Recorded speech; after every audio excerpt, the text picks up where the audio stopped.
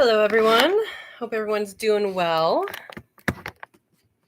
Welcome to Sow and Tare live chat. I'm Katrina, and it is every Monday. We do this at 6 p.m. Pacific time. If you're new here, I'll tell you how it goes. I start off with the comments. So there's a bunch of hellos at the beginning, so you're going to hear that. If you're on there, put a comment. Who are you? Where you're from? I'd like to see where people are from. And if you have a question or a discussion topic, homestead related, go ahead and put it in the comments and we will chat about it. And let's get started. So scroll up. You guys were here before me. Eric's going to be back. All right, Eric. Verna's here. Verna's base place. She is my moderator. She's in blue with a little wrench because she catches the bad guys. So if you are interested in learning about growing your food in an apartment setting, she does that. And she grows quail and cuy and has a garden. It's awesome. Check her out. Second like, second comment. Hey, and hurry back, Eric. Hi, Verna. Erin's here early. Hello, everyone. Hello, Erin. And you don't have many days till we get to hang out in person. Yep. QuailCon's coming up. September 2nd and 3rd is QuailCon. If you have not heard of that, it is an awesome quail convention. And I will be hosting a masterclass on quail and aviaries. So check it out. It is at My Shire Farm in Ohio. Pretty soon. 2 weeks. Oh, less than 2 weeks. Brenna says only 11 days. And Erin says, I will be packing this time next week. Yeah, I pack last minute. I know what I'm bringing, then I pack last minute. Verna says, just hope I can handle the heat this week since I don't have air. Oh, how hot is it supposed to get there? Are you guys having a heat wave? This weather is wonky, that's for sure. I also don't have air conditioning. I have fans. I also have wall insulation, but it's California. They didn't think they needed it. Erin says, oh no, it'll be hot. You could freeze bottles of water and put in front of a fan to cool air. Yes, you can do that. You could do that, or you can hang a towel that is damp in front of a fan, and that will act like a little swamp cooler. That is another thing you can do. Yeah. Or just take a bath in cold water. Rena says, it's been doing good drinking LMNT electrolytes. I don't know what that is, but electrolytes are good. And using fans. Silver Creek's here. Silver Creek's Aquatics. Welcome. Wow, I thought I would be first, but y'all, dang, I was so wrong. Silver Creek, we have a good pre-show discussion that people do. Yes. Yep. People don't just jump on at 6. Sometimes they're here a lot earlier. I jump on at 6. Anybody's saying hi? And Verna says, I have been here since 38 minutes after the hour. Wow, Verna, you're early. And Verna's going to have 6-gallon jugs to fill for the animals, then making some ice cream. That's awesome. To help keep me cool. Vanilla flavor so Lucy can eat too. Yeah, I'm sure she'll love it. And Erin says, I love homemade ice cream. I also love homemade ice cream. I remember one time when we were little and my mom decided that she always did little sciencey things with me. This is probably how I end up being science related. But she got like a coffee can and a little coffee can. They didn't drink coffee. I don't know where the cans came from. And you put the ingredients for the milk for the ice cream in the smaller can, and then you put rock salt and ice on the outer can, and then we rolled it across the picnic table at camping, and that made it was hot. I don't think we were enthusiastic about it. We got milkshake. We didn't get all the way to the ice cream. Oh boy. Verna says, I do the cheating way where you don't need ice cream maker, heavy cream, and sweetened condensed milk and vanilla. There you go. There you go. Ed's here. Good evening, everyone. Good evening, Ed. Welcome, welcome. All right. Everybody's saying hi. Aaron, yep. Ed says QuailCon's getting too close. You're not ready for it, huh? You gonna stay up late? You'll be ready. Hey, Bags of Love, you made it. Welcome, welcome. Good evening, all. Oh, you also drink LMNT electrolytes. Good stuff. I don't know what that is. I'll have to look it up. Yeah, but welcome, welcome. Buster says hi to all. Hi, Buster. Welcome. Everybody's saying hi. Orange salt? I don't know what that is, Vernon. Bags of Love says orange salt is one of my favorite, but all she chocolate salts put a little in coffee. Okay. I don't know anything about that. So Creek says we have the old school kind of ice cream maker where it's a bucket inside a bucket that you add salt and a ton of ice around, and it spins around the other bucket. Well, when it gets thick, it doesn't spin. When it gets thick, it goes like this, right? Yeah. And Verna says, "Did you see my garden update?" Yes, and you have more tears on your green stalk. Did you have that last time? I don't even remember that, but it looks really good. Looks really healthy. Dawn says, "Good evening, everyone from South Central Illinois." Good evening, Dawn. Welcome. Oh, and you guys jumped already. My goodness. I gotta scroll up. All right. Verna says today's would have been my eldest brother's and my father's birthday. Well, I hope you're having a good time remembering them. Joy is here. Hello, Joy. I hope maybe it's less smoky for you now. We're gonna keep asking that until it is, right? And Verna says, got a couple tomatoes started. Yeah, I have been getting a few tomatoes, but really, it's not been a booming year, but at least I'm getting a few. I planted heat-tolerant tomatoes. We didn't get quite the heat that I was expecting given the past 2 years. However, that's okay. I'm okay with that. It's more than nothing. Let's just say that. And the tomatoes so far have just been off that one plant. That one is the earliest, and the other ones are still green. I miss my Cherokee Purple or Purple Cherokee and Black Crim. Like, they are the best. I probably could have planted them this year, but I was thinking it was going to get hot. All right.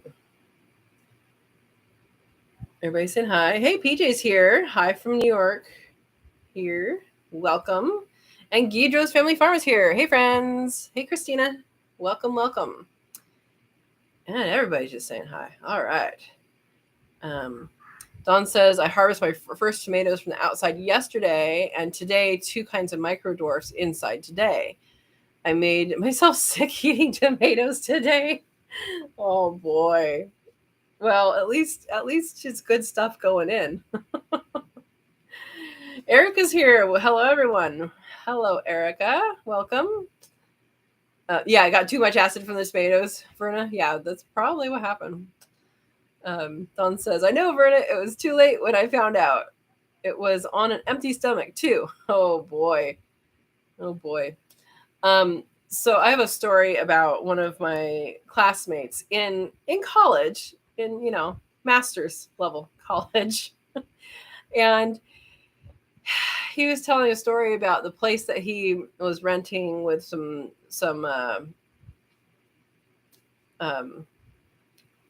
what do you call them? Rentmates. That's not the right word. Anyway, some roommates that he was renting a house with, and it had a lemon tree in the back. And he's never made lemonade before. And so he decided he was going to make lemonade. So he squeezed a bunch of lemons and he made lemonade to the best of his ability, didn't look up how to do it, just did it. And he drank a whole glass and he got sick. So if you don't know how to make lemonade, I do actually have a video on how to make lemonade. So you can watch that so you don't repeat this guy's mistake. He did not put any water in his lemonade. He put lemon juice in a glass, and put enough sugar in it so it tasted right, and drank the whole thing. Don't do that. Lemonade, the aid of lemon in water with some sugar. So there you go. If you're unsure how to do it, if you want a fun video, I do have a video on how to make lemonade from fresh lemons. All right. Vernon's going to do hydroponics during the winter. That is awesome. Hey, Jesse's here. Good evening, everyone. I finally made it back to alive. Yeah, you've been MIA for a while, Jesse. Hopefully everything's good. Everything's good, and you're coming to QuailCon, so that's good. Andy's here. Andy Rabbit. Hello. Hi, Andy Rabbit. Welcome. Silver Creek says, no cold water here. Even the groundwater is over 85. Wow. That is warm. That is warm. But I think evaporative cooling would still work if it was, wet air, humid. If it was a wet cloth and then that evaporates, I would think that would work in a dry area, at least. In a wet area, it's just going to make it more humid. Yeah.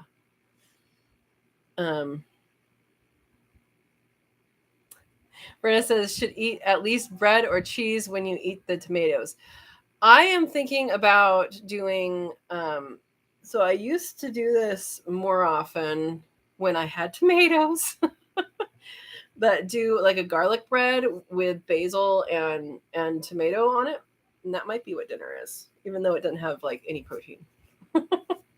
But that is something that's really good. And I have lots of garlic to use. And I wonder if I could roast the garlic. I've only roasted garlic out of whole heads. I guess I could do it. And I've done it in the barbecue. I've never actually roasted garlic in the oven. I've only done it in a barbecue. And it's done when it pops.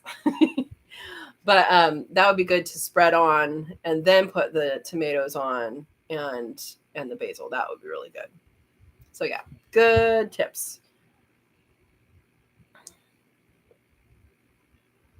All right. Dawn says, I'm in a seed trading tomato group in Facebook. I have so many kinds to grow now. It's a really fun group.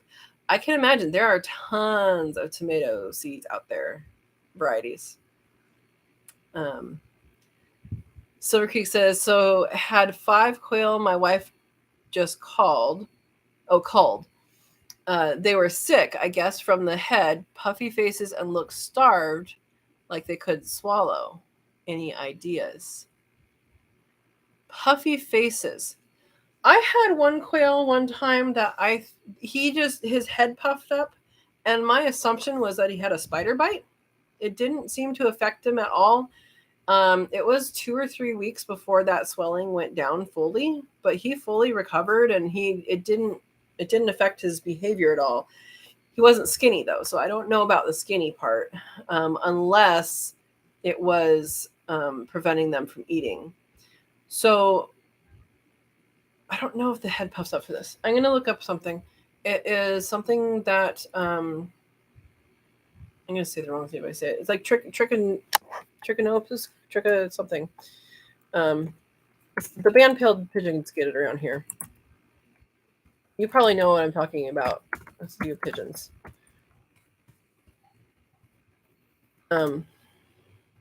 Avian. I'm going to just copy this from the internet and put it in. This, if you look inside their mouths, this is treatable. If you look inside their mouths, they are supposed, I've never had actual experience with it. I just have researched the heck out of it online because of some birds that were dying at my work experience, doing surveys. Well, we were finding dead birds. And so that was one of the possibilities. But yeah, it's called avian trichomoniasis. And I know the band-tailed pigeons around here, every once in a while, every few years, they have an outbreak, and that can get transmitted to other birds, mostly around water sources and bird feeders. And so look that up, and I think you can see it in the mouth. Like it's something that happens on the tongue or in the throat. And you should be able to see it visually. If that's the case, then there is a cure for it. I don't know what it is. You're gonna have to look it up, but there is a cure for it. That's the only thing I can think of is a spider bite, some sort of hornet stung them. I don't know. But the skinny part, that to me, I'm thinking might be this thing that I just put in the chat. Look that up and let me know what you think. If that looks like it might be it. The 3 years old. Yeah, this doesn't, I don't think it matters how old they are with this particular disease that I'm thinking of. Not a vet. Don't even play one on TV. But that's what it sounds like to me from I don't know. I also don't know all the avian diseases. So that is one of them that is in my area. So I do know it or know about it. Dawn says, I'll have seeds if you want some. One that I got sick on today grew and produced within 40 days. Dawn, another way to say it is, I got sick on this. You want some seeds? No, it sounds great. 40 days from seed. That is amazing. That's a micro. That's amazing. Yeah, I got that Silver Creek cold. Versus sounds like heat. But if they're skinny, though, and their heads are swollen, that, I don't know. Andy Rabbit says, I just made some homemade ice cream a couple days ago, and you didn't share? You're supposed to bring things to this meeting. And Verna's making ice cream tonight. Silver Creek says, that's what I was thinking, Verna. Dang it. Yeah, I hit 112 today. Mine last year it got up to 115 here, and they did completely fine. I do have them in aviaries in shade, and they have wood chips, deep bedding that they bury into, and they basically like dig themselves into a hole that the ground level is like at their head level or above, and they just sit there and pant most of the day. But then in the evenings and the mornings they're more active. So I know they can stand the temperatures above 112 for sure. I think I've heard of them as high as 120 something, but I don't know. Yeah. Dawn says, that sounds so good, ice cream. As hot as it is, I keep thinking of making some ice cream. Do it. Paul's here. Hello from Michigan. Did I get that right? Welcome. Ed says, had 2 failures on my etching of my Shire logo on the knife, or 2 more knives. Wish me luck. Oh no, Ed, I saw the picture that you sent, and it looked like you're almost there. It looked like it was gonna work. So hopefully it works. Hey, Feather Connection Homestead, welcome. Kelly, when is the last date that people can order shirts for QuailCon and still get them before QuailCon? Do you know that answer? Here's my QuailCon shirt. I got a tank top. That is a good question that I don't know the answer to. Verna says, a batch of chocolate for me, a batch of vanilla for Lucy. Giving her the more expensive spice, I see. Vanilla, one of the most expensive spices. Everybody's saying hi. And Dawn says to Ed, good luck, that kind of sucks. It does. All right. Oops, you guys jumped. Hang on. Paul says, guinea pig outran me, so I ate salmons for supper. Oh boy, what was a guinea pig on the menu? Oh boy. Oh, Ed says they are junk. Well, to me they are. Wow. Oh, is there better quality ones? Yeah. Silver Creek says, luckily I still have about 80 plus quail still. Yeah, Silver Creek though, if you figure out what it is, then you can potentially address it. But if you don't figure out what it is, then you could have 80 dead quail in your hands. so let's hope that it's something that's addressable. And you might give them, since it's hot. Are you giving them probiotic electrolytes? Are you giving them the Save a Chick electrolytes? Because that's something that you can do when it's hot. I know when it's hotter, I like really hot, I try and give them, and the rabbits, I try and give the rabbits like a piece of apple or a piece of carrot that has some sugars in it, and because they're not high sugar animals. And the quail, I like to give pieces of fruit too, to up their sugar levels inside, because when they have higher sugar, then they can withstand the heat a little better. And I'm not saying like pixie sticks. I'm just saying like a little bit of natural, juices.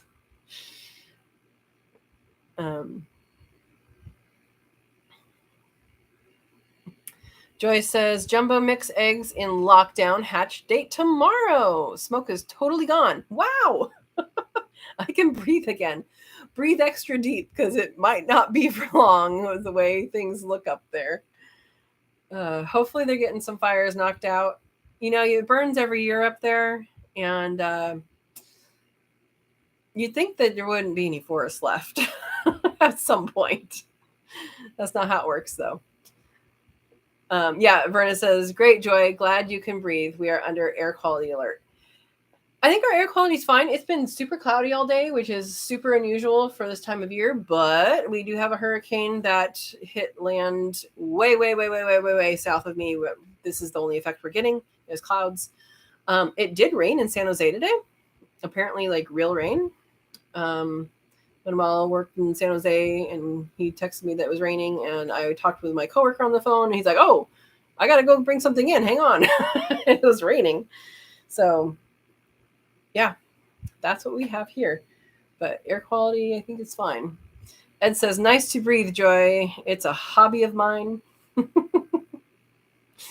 I sure hope it's a little more than a hobby. You should be expert level by now. Verna says, I guess her connection isn't working. Says it's stuck on 3 minutes until live.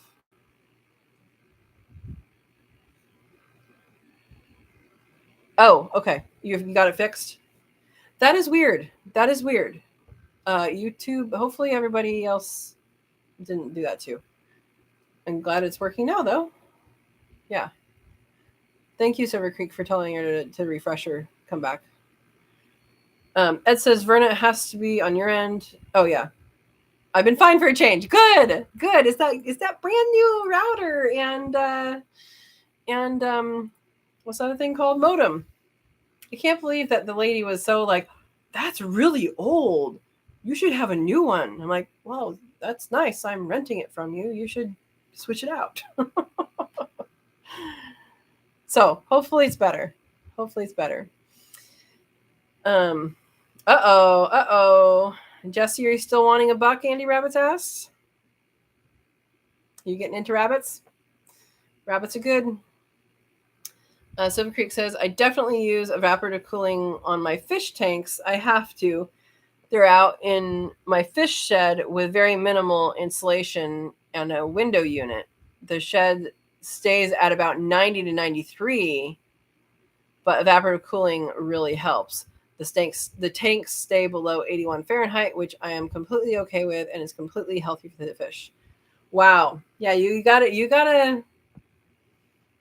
keep them good, because I mean, water only gets to a certain temperature before fish don't live. Here's a question for Silver Creek. For your fish, my fish don't get bubblers because my fish live in a pond that is still water, and they air breathe. But you have all sorts of different fish.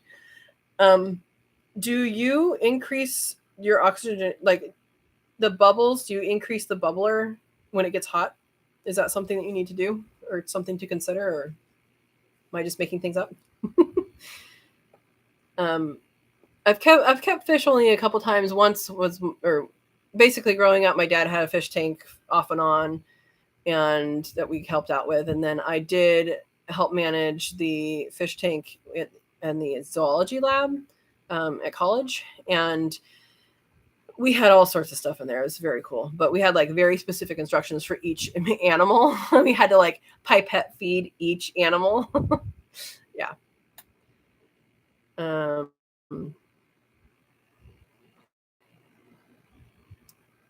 right, we're scrolling. Verna says, I got 4 tiny bulbs of garlic. Hey, better than no garlic. It is great in an oven. Oh, the garlic? Yeah. I just haven't done it. And right now I have a bunch of garlic cloves, the like pre-peeled garlic cloves. I got a big bag, but they're starting to look a little like I need to use them. And so I need to roast some, I think. If you guys haven't had roasted garlic,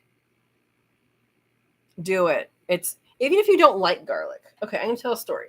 So I was doing a lot of field work several years ago now, and I still do field work, but I had to stay at a motel for my field work, and I was there for like weeks at a time, and we got to know the people very well. They're, construction people stayed there too. Like we all kind of knew each other. And they actually had a barbecue, a grill out by the pool. And at some point you get sick of going out for dinner for your very few choices in a very small town. And so we ended up grilling every night. And man, we would get garlic and just put it on like, excuse me, you put it on they had the grill where it's like a big grill, and then there's like a little shelf in the back, and we put it on the shelf in the back, and we would just put it in there. What we do is we'd take the whole head, chop off the top, put a little bit of olive oil on it, and set it on the rack up there. And we would cook it until it just goes pop and you hear it.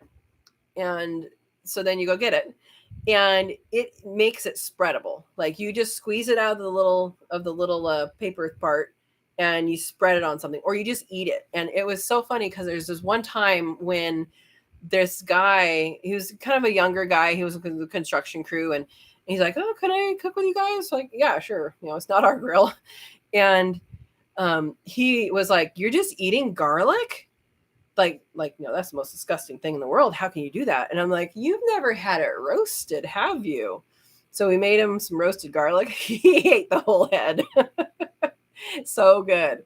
So there you go. If you haven't had roasted garlic, do it.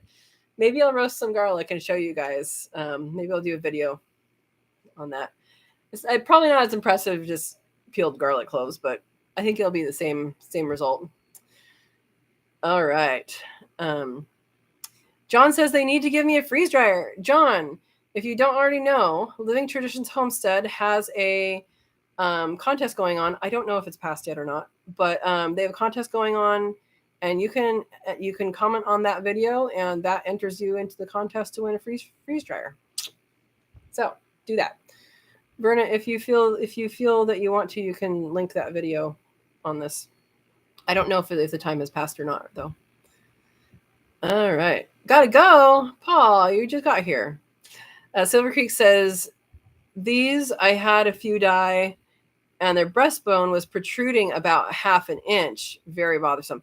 Yeah, that sounds like what I was talking about. Yeah, Verna needs more tea. Yeah, avian trichomoniasis. Let me know too. Let me know if that's what it is. You can take some pictures too and share on your channel if that's the case, and you can share your journey on that. Yeah. John says, what was Zach talking about when it came to lethal genes in black quail?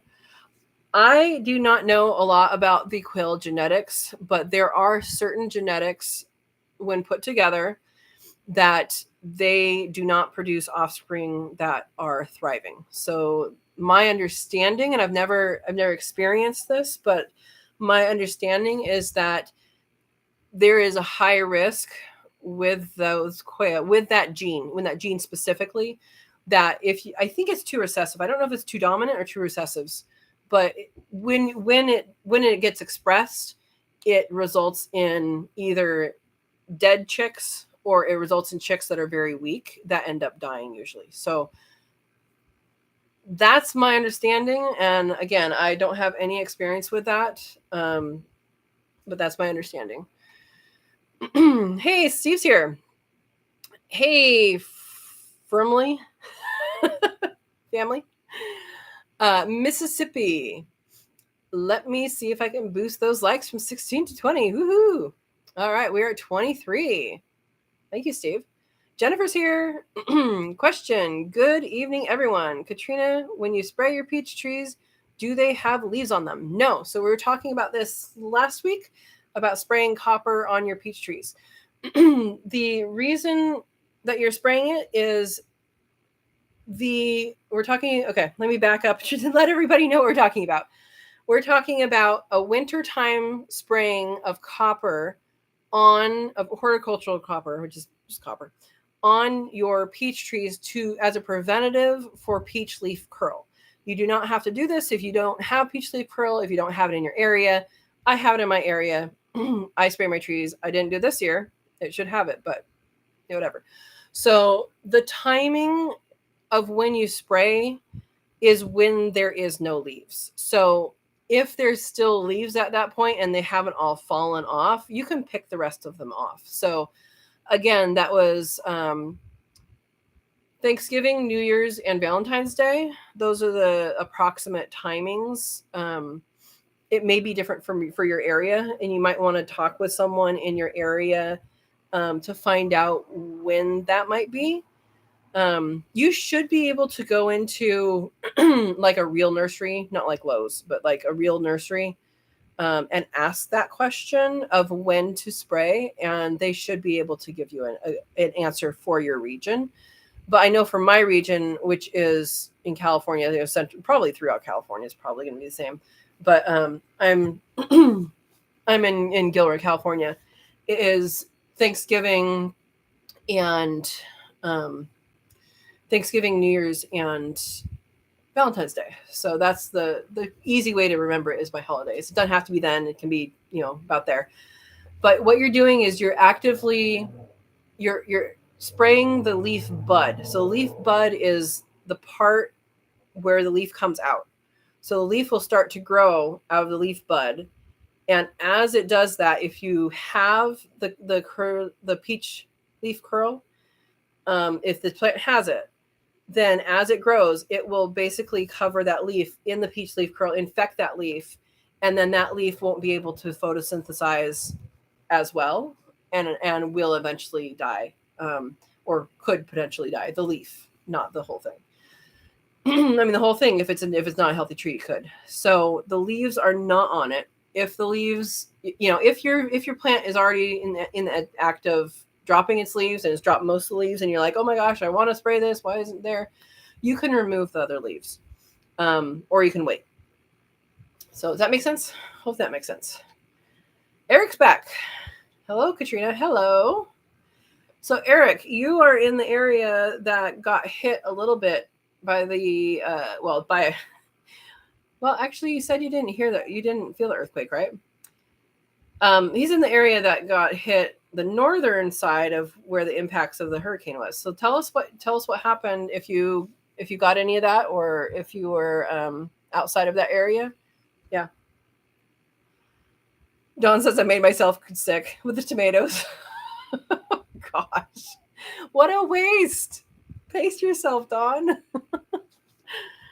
Andy says, John, if someone doesn't know what they're doing, it could exist, but a breeder that breeds right can cull it out.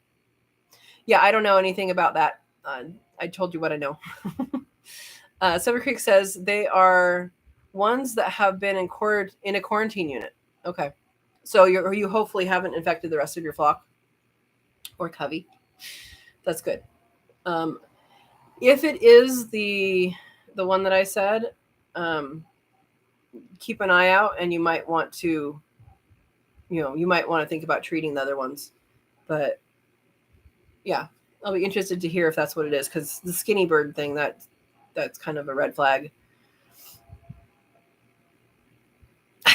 John says to Steve, will you bribe me? 23 likes now. All right. Silver Creek says, I was worried it might be some contagious disease, so about 6 months ago I quarantined them, but now they're finally starting to die off. So we went ahead and called quite a few of them that were pretty bad off. 6 months ago. I don't know how long this thing takes to make them die. The thing that I'm talking about. Another thing to look at is parasites. Maybe. I don't know. Did you? Is there like an avian vet out there that you could send like a swab to or something? That would be interesting. Oh. Jumped. Hang on, I gotta scroll up. Gotta scroll up.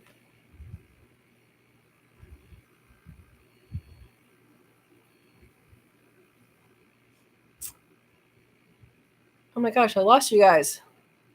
Hang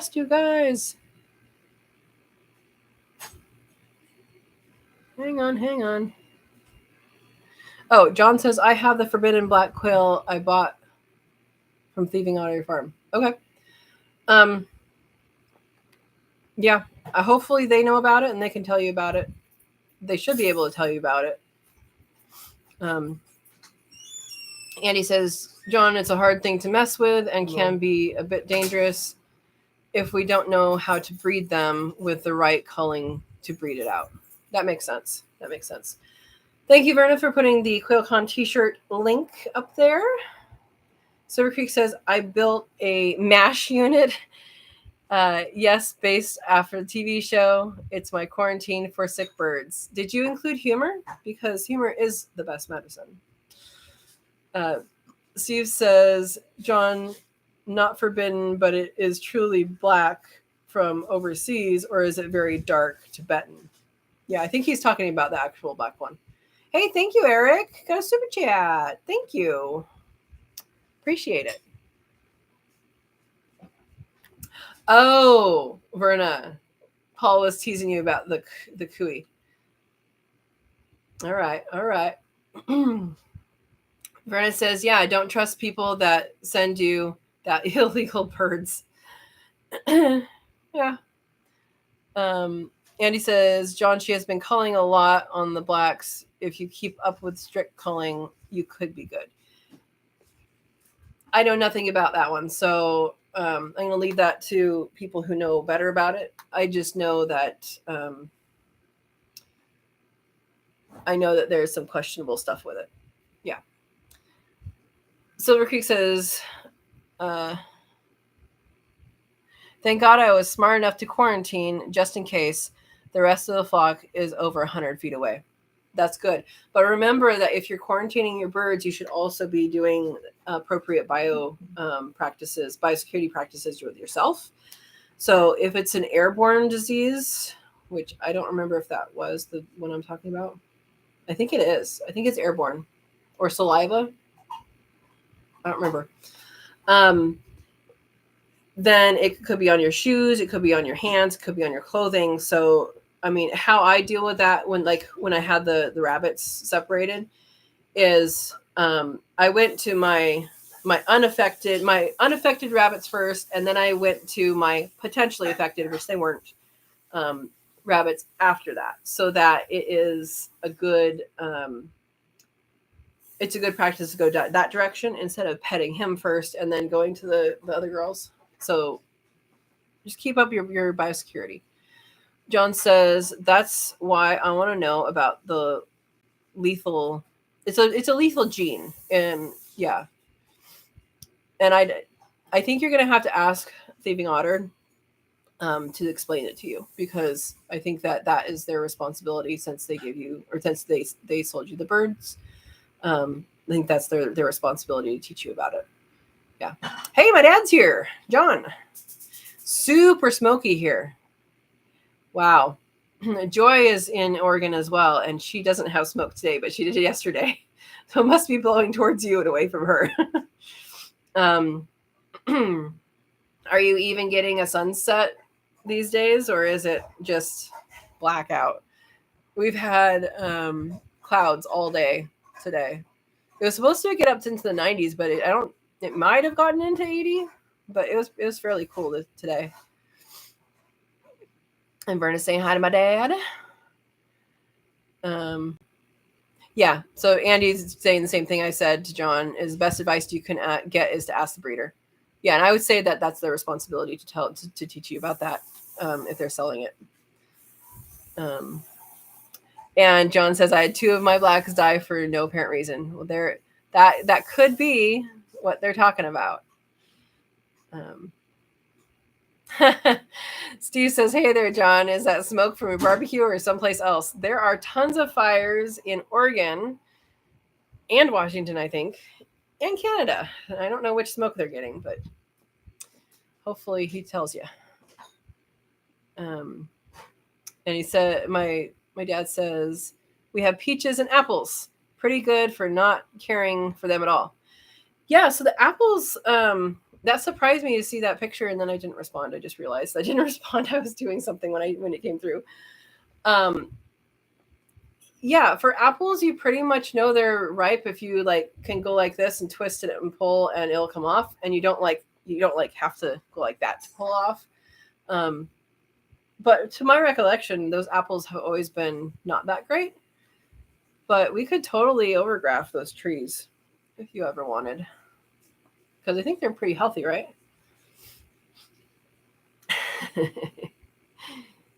Brenna says, I have been foraging pears. Got a half bushel, pretty good since since I don't have a picker tool. Yeah, you're not going very high up in the tree then, huh?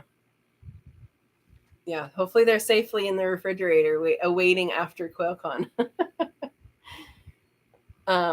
Silver Creek says the temperature of which oxygen starts to deplete is above 86 or 87 Fahrenheit, but you can offset that with massive amounts of plants that oxygenate the water as well. That's my line of defense. Plants oxygenate. Okay, that makes sense to me. I was just wondering about that because I did not know when the oxygen starts to deplete. But I did know that happened. So we're talking about, if anybody's new coming in, we're talking about Silver Creek Aquatics fish tanks and what he does when it gets super hot. And basically what he does different is not much, except for keeping the shed below 90. And and having plants that oxygenate the water for him. That is good. Jesse says to Andy, yes, I still need a buck. Also, do you have any unrelated does? You're getting into it, Jesse. Andy Rabbit, you bring in a trailer of rabbits? Because that's what I'm hearing here. Ed says, I love fish, hate cleaning the tank. Ed, you just need sucker fish and snails to do it for you, right? Isn't that how you do it? Eric said, I'm going to refresh. The audio is skipping, or Katrina is doing a fabulous robot impression. I was not doing a fabulous robot impression. Hopefully it works. Silver Creek says, especially your water hyacinth and stems in the pond, they're great for it. Yeah, water hyacinth is really great for that. And I know that the plant that I pulled out is an oxygenator. I know that. I pulled it out though. It was too much invasive. I'm sure I missed some and it will grow back. But yeah. Buster says, what is a good variety of fig? Buster, do you have bird issues in your area? Because if you have bird issues in your area, a green or a yellow fig is good. The one that I wish I had again, because I tried to transplant it in the wrong season. Do not do that. Always transplant your figs if they need it, only if they need it in the wintertime. Cadota. And Cadota fig, I think it's a TA. I think that's what it is. Cadota fig has been a named variety for over 2,000 years. Yeah, it's that old and it's that good to keep around as a variety. So that's a good variety. I would also just check with your Buster, are you in Florida? I don't remember where you were. Some reason Florida's in my head for you. I would check in your for anytime you get a variety or you're wanting to get a variety, don't just get whatever someone says, "Oh, this is my favorite. It's wonderful."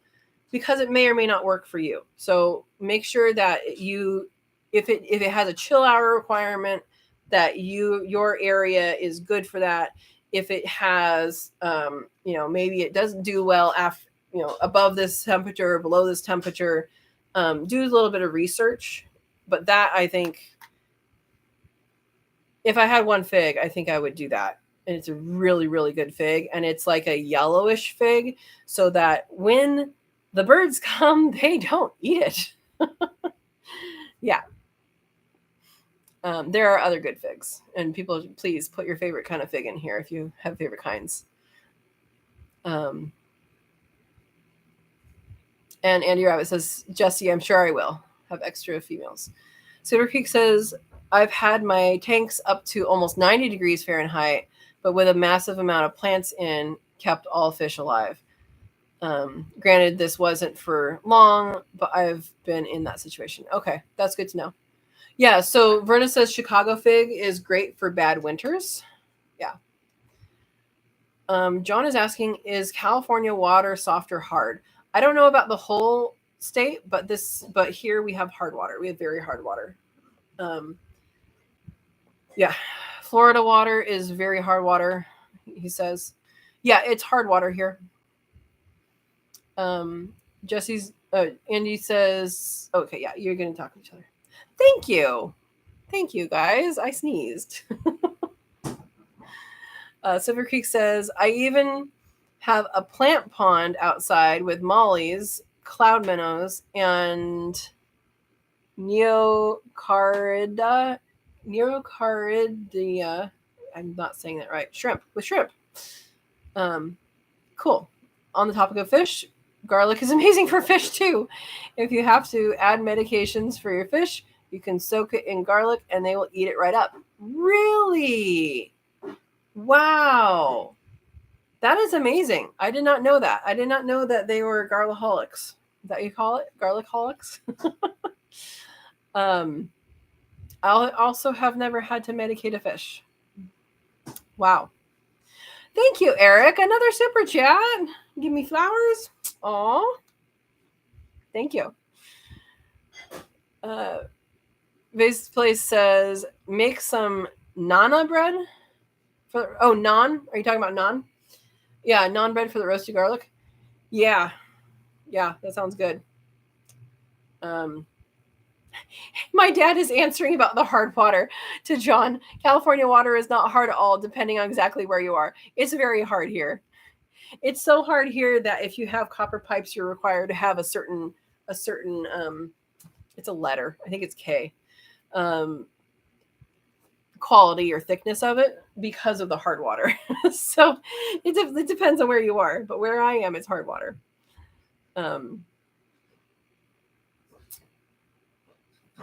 I don't have it. Hold on. Oh, the link. Thank you, Verna. I see that you got it. So Verna, that's the link for the Living Traditions. Let me just open a new tab to make sure. Yeah. So the link that Verna put up there, I know you guys are like way further than me now. You got to scroll up, right? That is for Living Traditions Homestead, their most recent video. They are giving away a harvest right freeze dryer. I have to pause because I have a Harvest Right freeze dryer and I have a Harvest Guard canning lids. They're giving away a freeze dryer, and all you have to do is comment in their video. So I don't know by when, but that's pretty cool.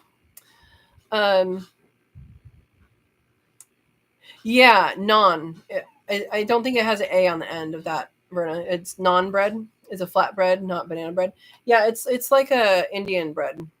You have Indian food, or I mean, I guess other cultures have it too. It's a flatbread. That sounds good. Banana bread and garlic. No, it is not banana. Steve says Harvest Right also has a contest going on that expires tomorrow. Registered there as well for freeze dryer.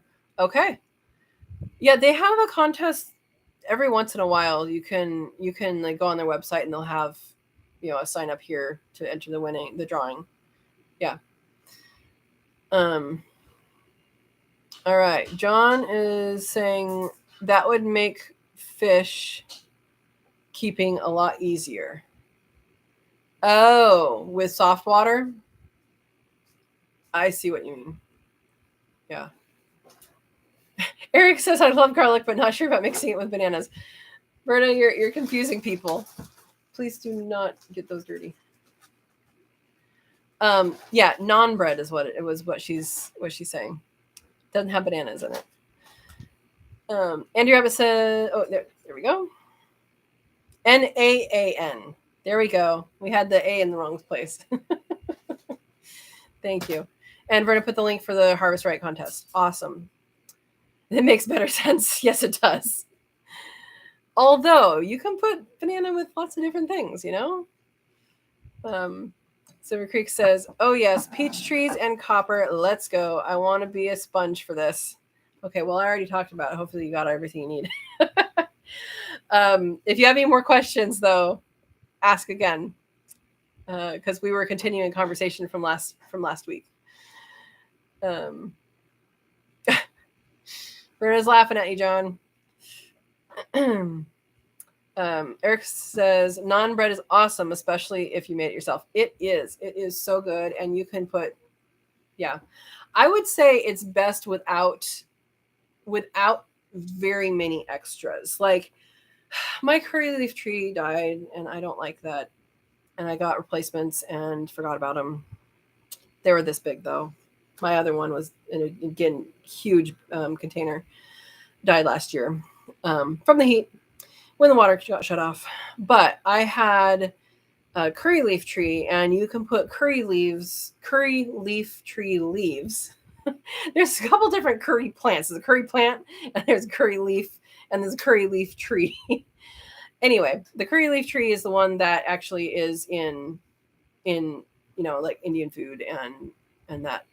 And so that mixed in with the naan is good, and garlic. And I wouldn't go past that. Like people can put some interesting things in them, and yeah.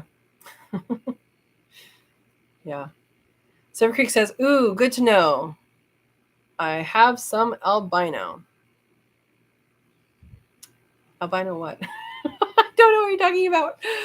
We're too far behind. Verna says, no, John. Okay. I need to make some bread and freeze it. Been too long. Silver Creek, I haven't really made bread. I'm not really doing it now, but I was on a carb cycling diet, so didn't get much carbs. And when you did, it was, every 3 days. But yeah, I like bread. I like good bread.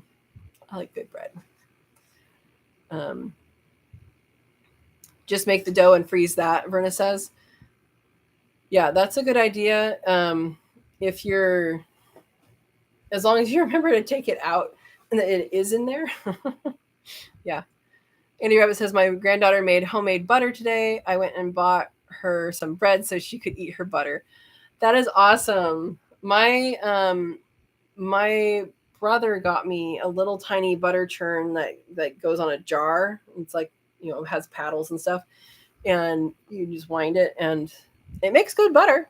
That's for sure. It makes good butter. It takes a while, but it works. You can also use, a mixer. It's faster, but I've never done it that way. Yeah. So Eric says I had a lot of rain all Sunday. And that's it. No wind or anything. That's good. It's good. And you didn't feel earthquake.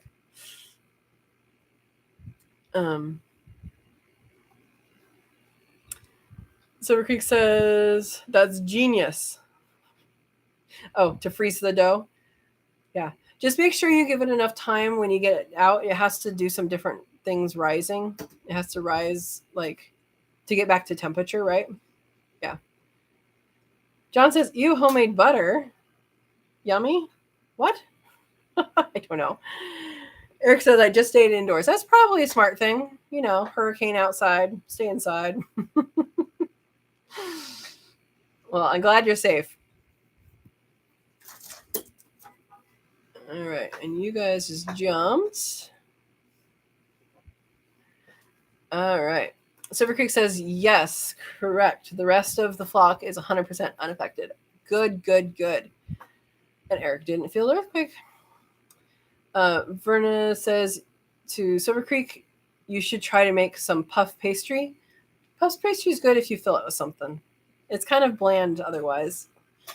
John says, I buy honey butter from the store, but it's not homemade.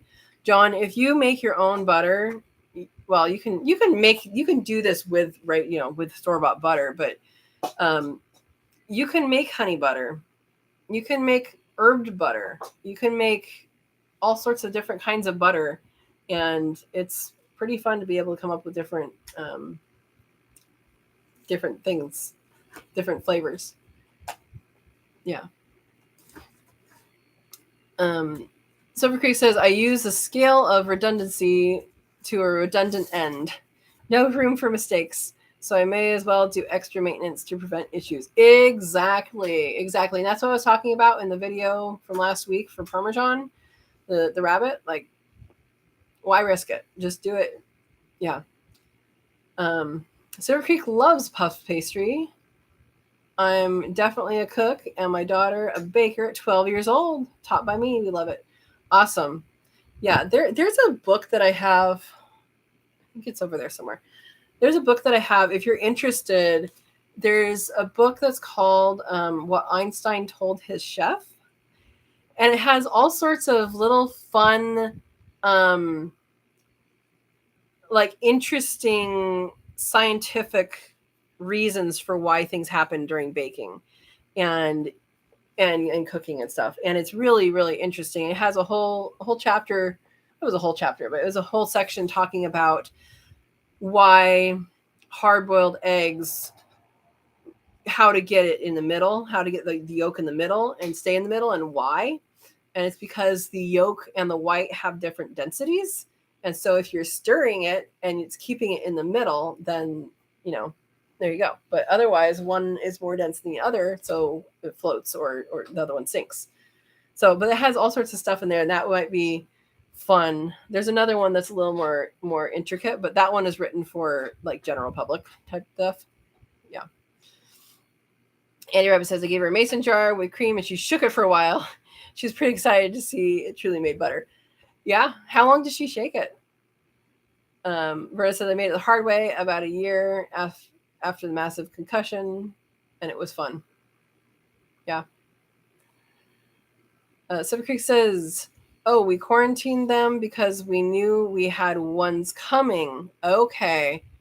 And just didn't want to take a chance with different generations. We separate each generation.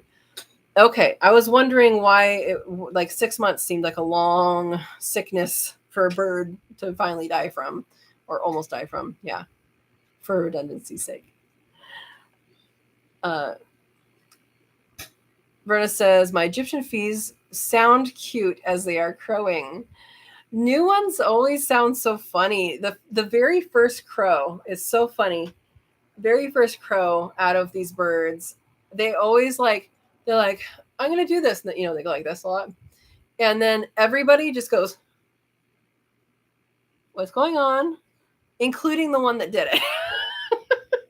you know, and then they get used to it after a while, but most of the time the other ones still go like, what's happening?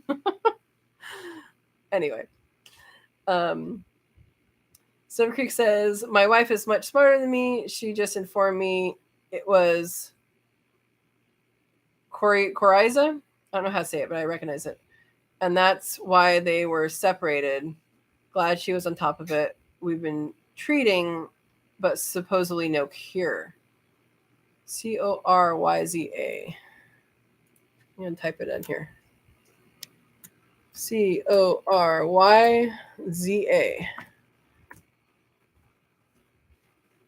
Okay. Mucous membrane in the nose. Inflammation of mucous membrane in the nose caused especially by a cold or by hay fever. Okay. Interesting. Yeah.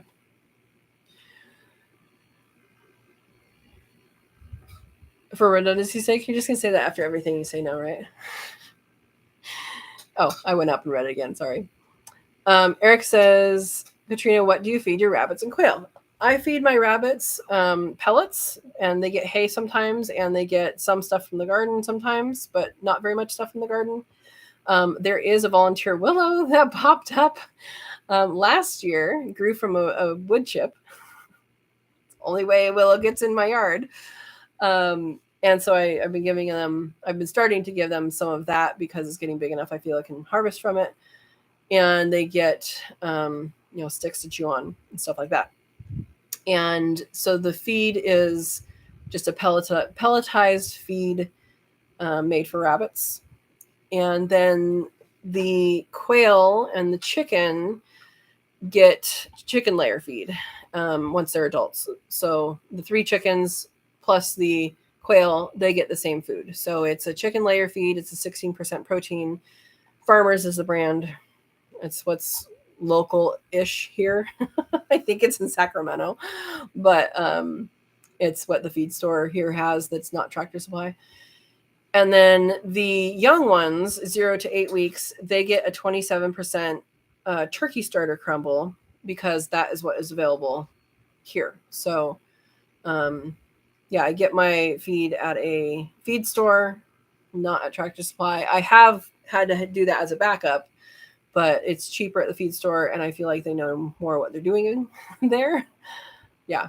And so that is what they eat. And the quail get a lot of treats. They get marjoram, they get zucchini leaves, they get, they got a lot of peaches this year. They get pumpkin, they get pretty much anything you can feed a chicken, you can feed a quail. And if we have something that I'm picking and it looks a little off, I'll throw it in, or I'll grab some greens for them. They love beet greens and chard and a lot of things. They eat a lot of things. Then they eat the bugs too. Yeah. John's asking for do they walk like an Egyptian? Do they walk like an Egyptian? Egyptians are the redheads of wilds. Yes, they are. Yes, they are. Silver Creek says, call them all or give it a chance like we have been in quarantine. I don't know that disease. I don't know where it comes from. It says it's an inflammation in the nose. I don't know. I feel like I'm not qualified to answer that question. I would say if it is something that's not curable and it's something that's spreadable to the rest of your flock, I would consider growing up your other covey and getting rid of this one. But if it can't, I don't know where it comes from. So if it comes from the soil, or if it's a bacteria or it's a virus, I don't know where it comes from. But if it comes from the soil, then you have more stuff that you need to look at because you don't want to put birds in the same soil area. And I'm sure there is some amount of time that you want to space between putting, if you were to call that covey, I'm sure there has to be some sort of time period that you would wait until you put new birds in. I don't know those things though, so that would be something maybe your extension office might know. Or NPIP person. Call up an NPIP person. Yeah. Yeah.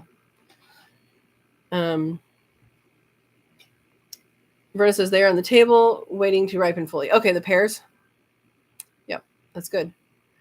John says it's a song. Walk like an Egyptian. Yes, I got it. It didn't bomb. I got it. Looks like my dad got it down there. Yeah. Verna says she's messing with you, John. Audio sounds much better now. Good. Eric, if you didn't hear, thank you for the super chats. I appreciate it. Verna says, John, I've always been the straight man. Yeah. Does it winter well, Katrina? That is what I don't know. You're going to have to look it up because we get down. So ever since I've lived here, it has only ever gotten down to 22 degrees and it's done fine. Of course, it's dead now because I tried to move it in the middle of summer because that was a silly thing to do. But that's something you're going to have to look up and see for yourself. Yeah. Oklahoma. I was off. Buster. Okay. You're in Oklahoma. Got it.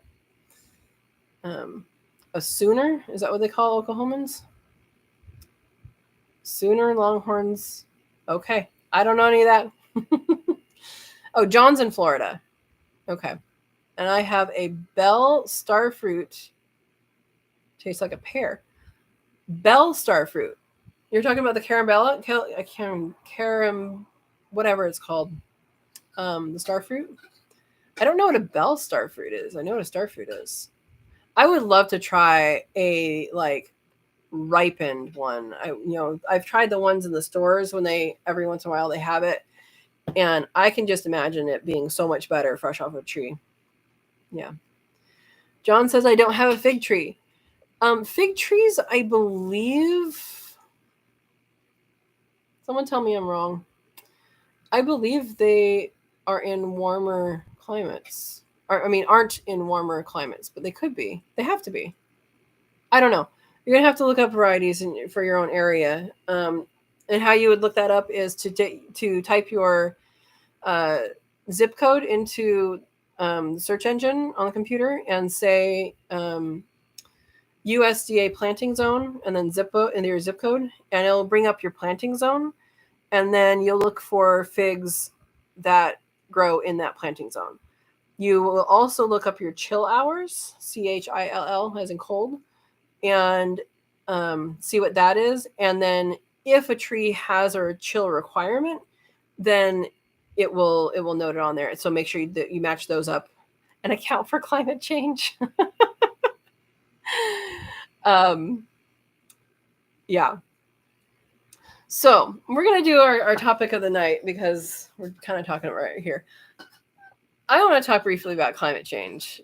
It is happening. If you have spent any time outdoors at all, you know that things are changing. I'm a biologist by trade, wildlife biologist, and for the past many years, we've been seeing the nesting season has been shifting and changing and expanding for nesting birds. So, it used to be at the end of August, everything was done nesting. Everything was done nesting really the mid of August, and maybe there was a couple after that for birds.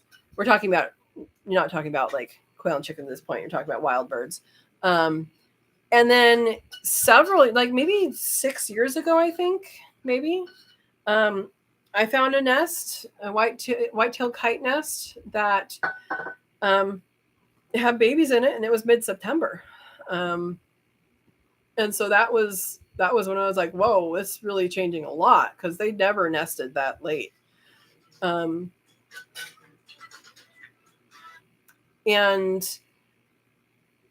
so I know that's changing. We know the weather's, we got a hurricane in California, guys. So what I want to kind of go through and have us process right now is, where are you living right now? Or where will you be living if you plan on moving? and what things are you likely to come upon? So is your area projected to get wetter? Is it projected to get hotter, colder? There's all sorts of changes depending on where you are in the world that's being projected. So we're seeing a lot of weather events. We're seeing a warming trend where I am. And we're seeing there's predictions that there's going to be more extreme. So we're going to have extreme wet and then extreme dry and extreme wet and extreme dry. And I don't know that they're projecting it to like even out. I think it's just being a bigger pendulum swing. So anyway, just think about that. And if you know the types of things that have been happening, has it been getting warmer? Has it been getting drier or wetter? You can plan for that with your permanent trees, your permanent plants. So like if you're planting a fig tree and it needs to be, you have a certain chill hours and it says this is chill hours, but you pretty much know it's been warming, get one that needs less chill hours, and just prepare for that. And I think it makes sense. They'll grow anyway, and there's no harm in doing it. So that would be my encouragement to you. All right, I'm going to continue. Silver Creek says, yep, fish go nuts for garlic. Oak leaves are antifungal and antimicrobial. So if you add oak leaves to your pond, they will introduce really beneficial tannins into the water as well and soften it. I did not know it softened it. Yeah, oak leaves and oak tannins are used for cleaning, except that anything you clean is going to end up brown. So the water, you soak them in the water, and then it takes out the tannins, and you can actually use that as a cleaning solution if you want everything to be brown. Yeah. Eric says my water feels quite soft. Yeah, it depends on where you are, for sure. And if you have a softener on your house, right? A lot of people have softeners too. Silver Creek says the fish will love it. It's easier on the gills unless a hard water fish, like live bearers, Molly's guppies, Goodidia. Okay. Tannins can slightly buffer the pH down a bit if needed. Yeah, Silver Creek, I may have asked you this before. What are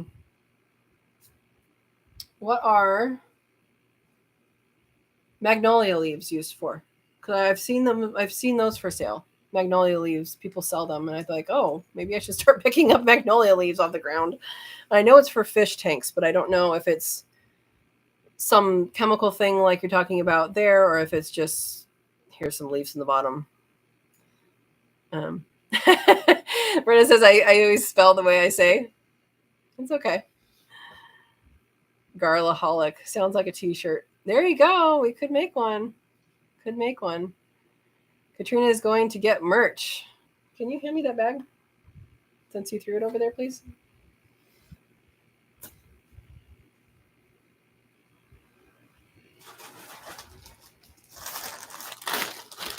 So this came in the mail today.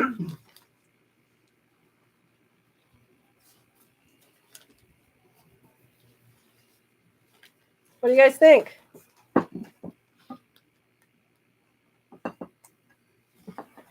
Poof, it happened, John. What else do you want? So I got some of these as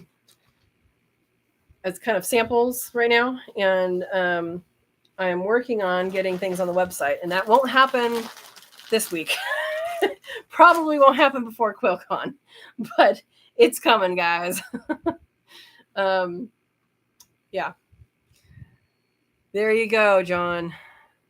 Jesse says, I will be selling Mylar bags and oxygen absorbers at QuailCon, as well as some gardening items and farm-style decor. Awesome. Yeah, Jesse's going to be a vendor, so that is very, very cool. Very cool. Make people come to you. John says, it's nice that your dad is supporting your live.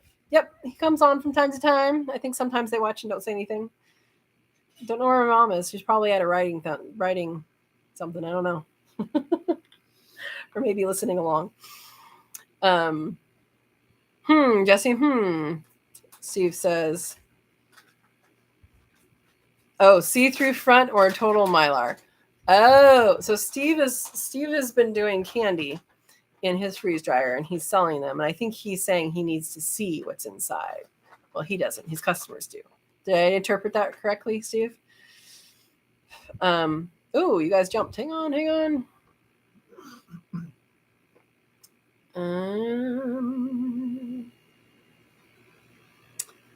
Jesse says, I picked up a lot more since I talked to you about them.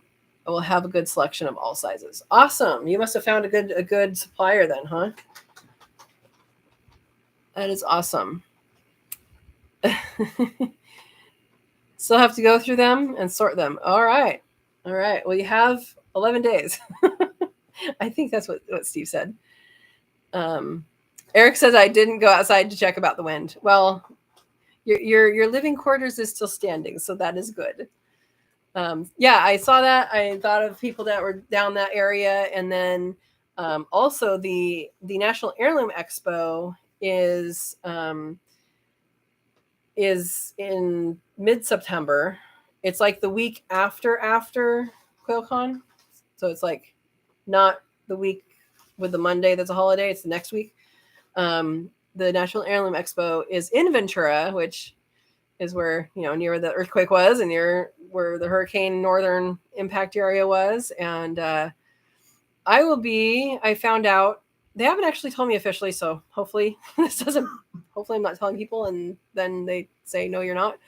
But I emailed and said, hey, I turned in an application. When do we find out? And the lady told me that I was on their exhibitor list. So I will be an exhibitor at the National Heirloom Expo. So I'm going to be busy in September.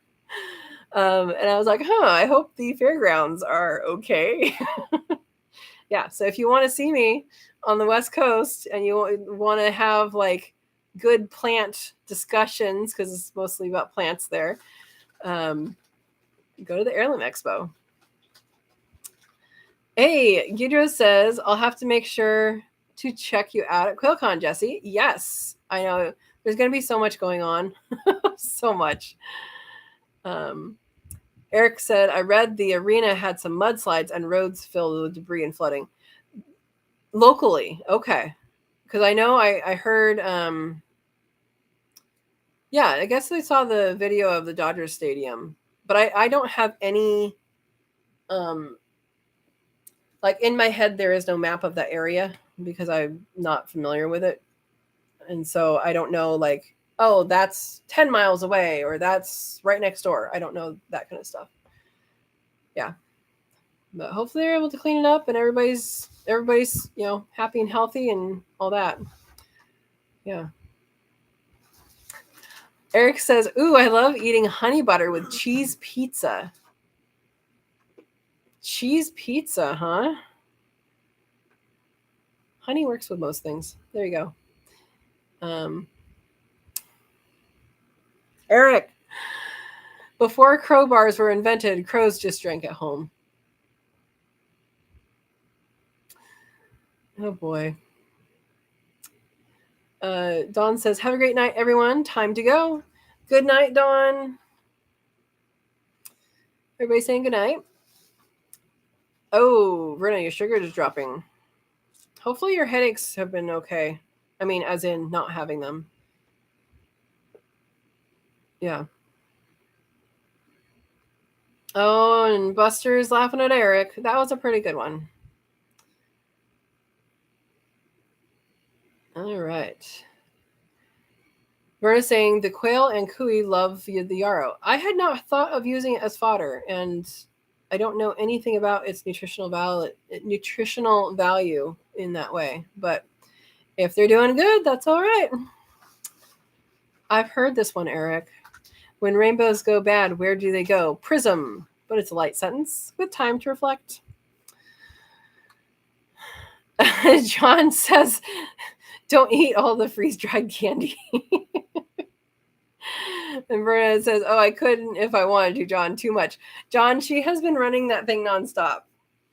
Yeah, there's going to be a lot of happy, sugared up kids. Everyone will love the candy girl. Yep.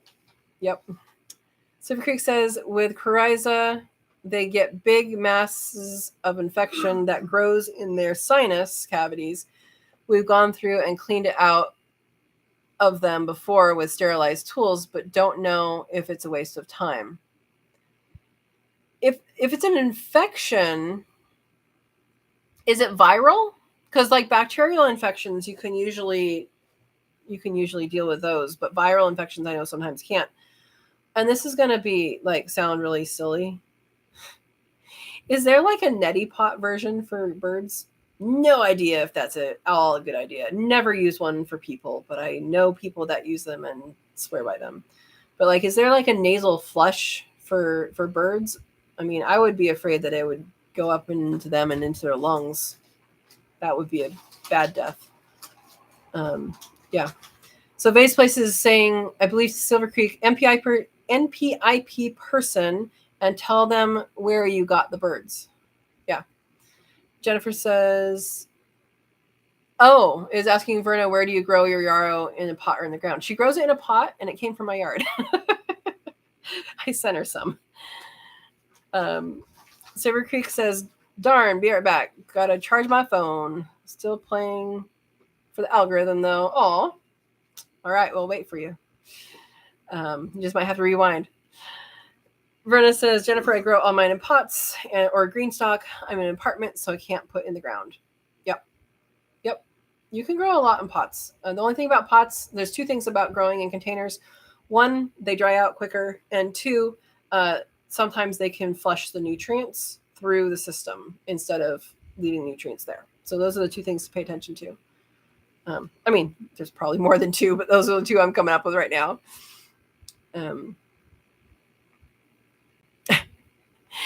Verna says, Jennifer, it went from one simple plant to take up the whole large pot. Yeah, Verna, when did I send you that? Because I put like several plants in like a gallon Ziploc bag. And that's what I sent. Yeah. Jennifer says, I'm going to order some seeds. There's lots of different kinds of yarrow. Different colors and all that. Yeah. Verna says, harvest it 3 times. Yeah. Andy says, I have my yarrow in pots also, and a few volunteers popping up in the ground now. I haven't watered them much at all this year either. My yarrow is not watered. The original one was in the bed with the cherry trees, but that actually is no longer there, and it's seeded, and it has gone all over the front yard now. So, and it's not watered. So, yeah, you shouldn't need to water yarrow, even in like my parents have a variety where they are in the high desert. And it doesn't get, well, the ones that get water do better, but it doesn't absolutely need water. Hey, Bob's here. Howdy, folks. Hi, Bob. Welcome. How's the elevation treating you? Verna says, looks like we will have a hard winter this year. I found that the hotter the summer, the colder the winter. That pendulum, right? The pendulum swings. Yeah. Everybody's saying hi. Looks wonderful. Talk about the shirt. Yes. Nice shirt. Great color. You know, I can't get purple in all of the different types. Well, it kind of sucks. But I can get green or blue and stuff. So there's gonna be choices in color. But let me try that again. Like here's the green. This is a stretchy one. Oh, this is the tank top. So this is a tank top in green. So these just came today, and I haven't tried on any of them yet. So yeah, there you go.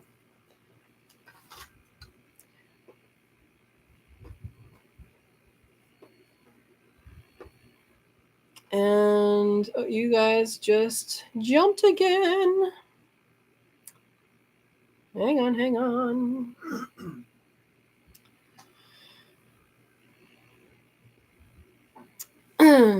Yeah, great color. Yeah. Guido says, I like the shirts. Yes. Cool shirt. Andy Rabbit says, looks good, Katrina. Jesse says, that's awesome. Verna says, yarrow is good for them. I give them a stem per cage. All right. And it is virtual, Katrina, as they said. It is a cold. Viral? I think you meant to say viral. Yeah. And coryza is bacterial. It's bacterial with no cure. Usually there's like antibiotics that you can give them. Interesting. Silver Creek, I'm not a doctor, I'm not a vet, but oregano and marjoram have a lot of good stuff in them as far as anti a lot of things. So, and it won't hurt them. So I would maybe, if you have that growing already, that might help them recover if there is recovery in their future. That's why I feed every 2 weeks. Marissa says, Matt is bringing me purple yarrow. Well, the one that you have used to be hot pink, and now I don't have any hot pink, which is, it's fine with me. I'm not a hot pink kind of person, but yeah. And Silver Creek says, we have antibiotics like Tylen 50, but I'm really against using antibiotics. We did at one point, and that's why we keep it. But if it's necessary, yeah. I hear you there. I kind of wonder though, like if it's an infection that's not going away and it's not necessarily curable, I would say that quail are easy enough to raise up. I would dispatch those ones, I think. Yeah.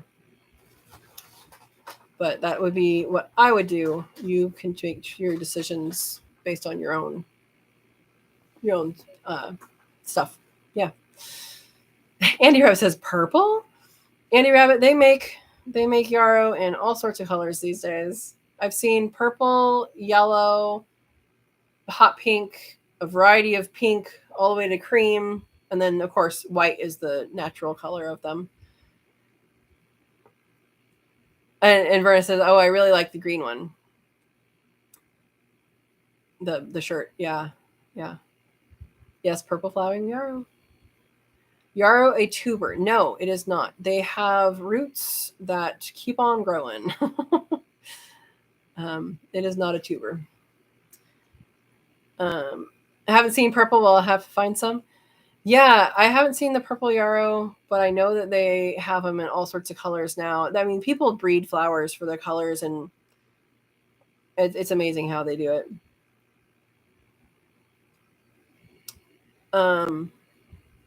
Oh, the yarrow has fern-looking leaves? Yeah.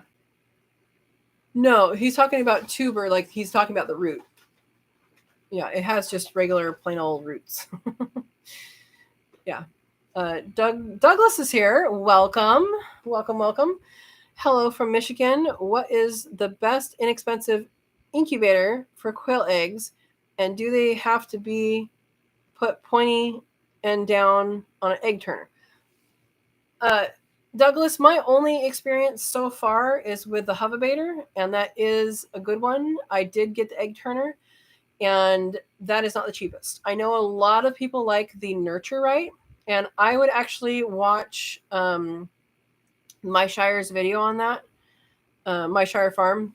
He has a video on reviewing incubators, and then the Nurture Right 360. A lot of people like. And it has some kind of funky things that you do have to pay attention to in order to be successful.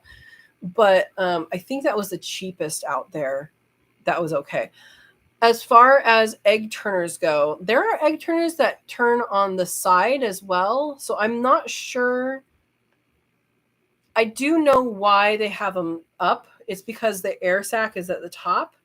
But a lot of incubators have them on their sides. So I don't know how actually important that is. I think the most important thing is when you get your eggs, if they're mailed, is to let them rest pointy side down and fat end on the top so that the air bubble we make sure that it's in that area. There are people who don't turn their eggs, and the results have varied from, oh yeah, it's no issue, to, oh my gosh, that was a horrible experience. So I think Andy Rabbit, you did an experiment, I think, with not turning eggs, if I remember right, and it was a bad experience. You can correct me if I'm wrong. But there's some people that do turn their eggs without an egg turner. You just open it up and you roll them around with your hand, and you can do that. The only thing with that is if you roll them around too hard, then the it can crack. So, I mean, I think you'd have to like really be rough with them for that to happen. But yeah, so I would recommend the Hovabator because that is what I have. I would recommend something that has a forced air fan in it. If it doesn't have a forced air fan in it, don't get it, because the forced air fan is what will make the evening, not evening, nighttime, but evening. It'll even out the temperature and humidity inside the incubator. Let's see what other people say. And let's see what Verna blinked. Oh, Yarrow. Yeah, there you go. Yarrow's pretty good. Yarrow, Silver Creek. I have a video on Yarrow if you want to watch it. It tells all about its uses. I did not put fodder stuff down, but it does have other uses. Verna says, and yes, you must put eggs pointy side down. Yeah, that's how my egg turner is, but I know like I just got some of the smaller Brincia ones and they have the egg turner so the eggs are on their sides. And I know so I'm not sure what the right answer is there. Silver Creek wants to know how many eggs you are incubating. That is an important thing to consider, is how many eggs the incubator can hold. If you want to do it every once in a while, the Nurture Right 360 doesn't hold as much as a Hovabator or a Little Giant. As Verna says, Little Giant is great too.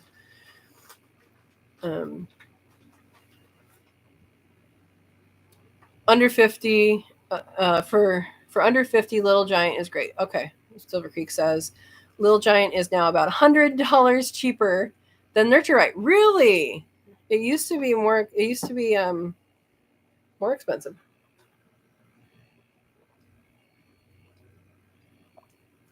Andy Rabbit says the leaves is the reason I got my first yarrow. We wanted a fern like that we could grow in the sun.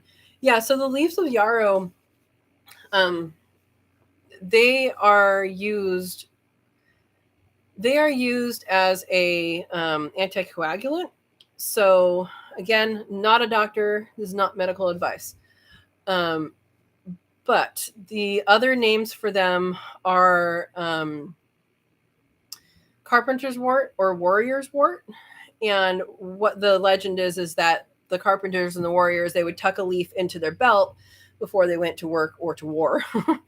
And that was, if they got cut, then they would take that leaf and put it on the cut, and that would stop the bleeding. And I've actually used it that way. I did actually dry a bunch of leaves. I think it was 2020. I was drying everything then, dehydrating, and I just crumbled them up. You don't have to do that at all. Like, you can just literally take it and put it there. But I just figured, I'll have it that way, and I have it in a jar in a bathroom. And so I actually stepped on a piece of glass the day after I stored that. And so I got the glass out and I'm like bleeding. I'm like, well, let me test this. I wasn't going to cut myself on purpose to test it, right? But it works. It works. There's also, again, not a doctor, not a medical professional, not medical advice. You can look it up though. It is known as a sleep aid. However, if you have any blood condition, it messes with that, supposedly. So again, not medical advice. Look those things up on your own, and talk to the appropriate people. But it is a good plant, and it also has a nice flat landing pad for the predatory insects to come in, and that will help your garden too. It gives them a nice place to land. Yeah. Verna says Yusuf did the experiment and it was terrible. Yeah, he did. I remember him saying that. Silver Creek, you jumped. You jumped. Hang on.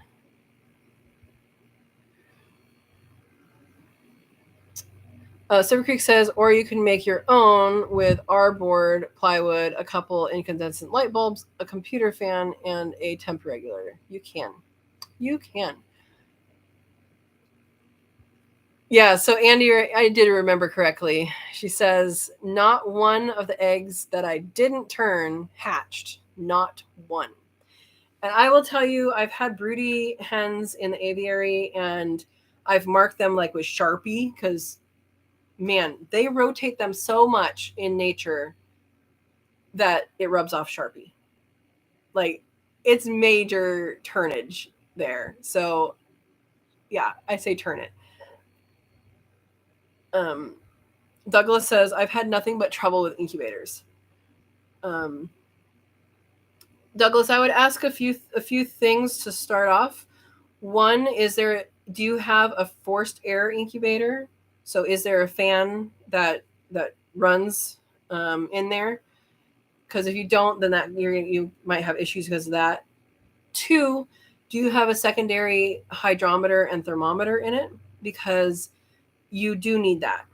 Incubators will lie to you at some point, and the temperature and the humidity that you see on there is going to be wrong at some point. And even if it reads right today, it might not read right tomorrow. So make sure you have a calibrated temperature and thermometer and hydrometer to read inside, and that will help you go a long way. Make sure you don't have any drafts. So a draft can count as window being open, a door being open, a ceiling fan, another kind of fan being near a heat register or air conditioning register. Anything that changes that has wind on it or a temperature change on the incubator. I do have a whole playlist on incubator on hatching. So I would maybe recommend you watching that. They're relatively short, but I would recommend watching that. And then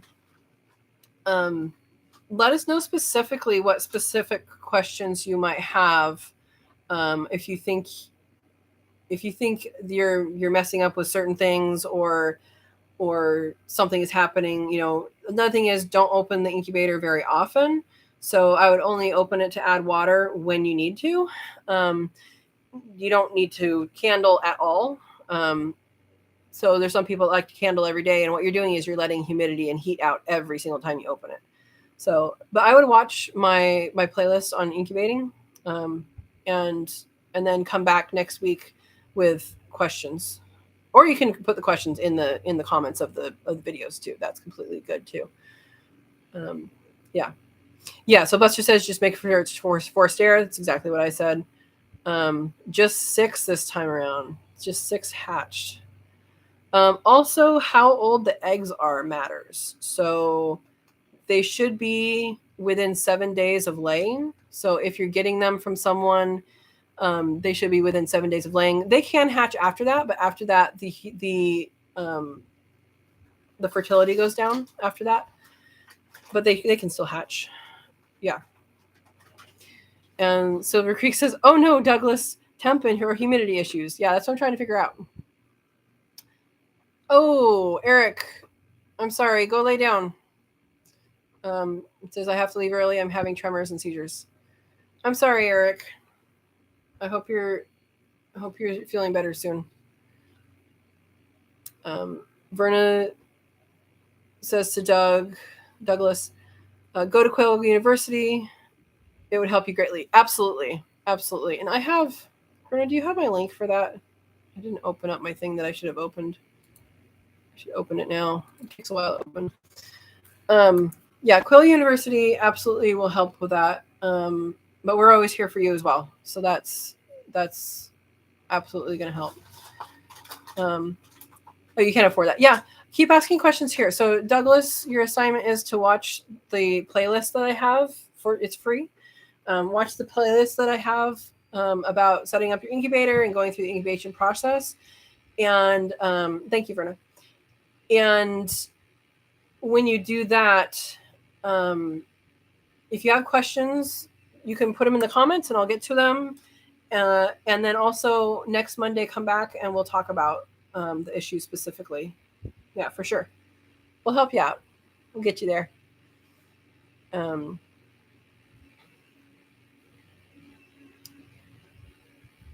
Andy Rabbit says, I like okay love, my little giant incubator. All right. Silver Creek says, we had a little giant for a few years. Then we switched to a Dickey's cabinet incubator for mass production. Yeah. Yeah. I ordered a Brencia, one of the bigger ones, not a cabinet, but a bigger one. But it somehow got turned around in the mail and they're like, sorry, you have to reorder it. But I ordered it off of Amazon. So I guess I have to reorder it. Yeah, that was disappointing. Steve says the turning is not for the air sac, it's to keep the yolk from adhering to one side. Yeah, I know that, Steve. I'm just wondering, like, I know we sit it with pointy side down to rest to ensure that the air sac is on top. I'm just wondering how that works. I mean, obviously the ones in the aviary, they are always on their side, so it works. You know, every bird that's out there hatches their eggs when it's on the side. So it definitely works. But I was wondering, like, what difference it might make if being an egg turner, keeping that bubble on top versus being sideways, if it makes a difference at all. That's what I was wondering, Steve. Jesse says, I've hatched a few batches in the Sportsman without turning, not by choice, by forgetting to push the auto turner button. They still hatch without issue, which is why I didn't realize till after. I don't know where the rest of your thing is, but until after. Yeah. Andy Raz says, I ain't getting a cabinet incubator because you would fill it up, right? That's why? Yeah. Silver Creek says, we only use the cabinet incubator during the winter. It puts off too much heat during the summer. Good to know. Steve says 2 out of 3 tests for non-turn was no good. All right. What was different about the third one that worked? That would be a question. A few hatches. Jesse's continuing. I still turn, though, as Zach says, better to eliminate as many potential problems as possible. Yep. And I understand that, like, okay, so the birds do what they do, and to be frank, Coturnix quail are not good at hatching their own young. They do. They can. They don't often, they don't hatch very many. And they don't hatch consistently. So we as humans have taken all of attempted to take all of the error out of hatching issues, and then that's where they come up with, how often they're returning, how does it sit in there, what's the humidity level, because the humidity level underneath a bird is the humidity level underneath a bird. There's only one way to change that. You pluck feathers and you sit down harder on it. Like, that's what happens during lockdown, is they do not get up. And that increases the humidity underneath the bird. So as humans, we have designed a mother bird for all intents and purposes. Yeah. And Silver Creek says, 100%, Jesse. Yep. Verna says, popular in Europe, folk medicine, yarrow contains flavonoids, plant-based chemicals, and increased saliva and stomach acid to help improve digestion. All right. Yarrow may also relax smooth muscle in the intestine and uterus, which can relieve stomach and menstrual cramps. Yep. That's what I've read, but I've also read that it does interact with, it does have effects on people with blood conditions, which I don't know what that means. And so just, talk to someone about it. Andy Rouse says, I have a turner, so I will keep using it from now on. Yep. Douglas, I don't know what you're saying yes to, but you're saying yes. That you have those? Okay. All thermometers, hydrometers have a leeway of 2 to 3 degrees east or west. Yeah, so calibrating it is what you want to do for sure. Andy Rabbit says, I need to get the still air incubator out and test it out. I'm curious on the difference hatch rates between the two. And you can probably add a fan to that is my guess. Yeah. Oh yeah. Yeah. So Silver Creek has a good idea. And use a sponge or wet cloth inside the incubator for maintaining humidity. So if you're having trouble getting enough humidity, Douglas, I don't know where you are, if you're in a humid area or not, but if you're having trouble getting enough humidity to hatch, should be 75%. And that is enough to hatch. Then that is going to be your key to success, is using a washcloth or a sponge that's wet. And so it's important to note that humidity is based on the surface area, not the amount of water you have in there. So if you have a tray of water and it's that deep, it is no different than it being this deep. So that is something to keep in mind, is it is the actual surface area, what you see on top, that increases humidity. So if you have your tray full of water and it's still not getting up high enough for lockdown, add a wet washcloth in the corner, scoot the eggs over, add a wet washcloth in the corner on top, and that will increase the surface area of the moisture area, and that will then make it more humid. So that's a good idea, Silver Creek. Thank you. Verna says, make sure the incubator is nowhere near a window, air conditioner, heat vent. Yep. In a corner somewhere is ideal. I actually, I will incubate underneath the table on carpet. That's what worked for me, because then I can still have my overhead fan on. Yeah. Or a closet. All right.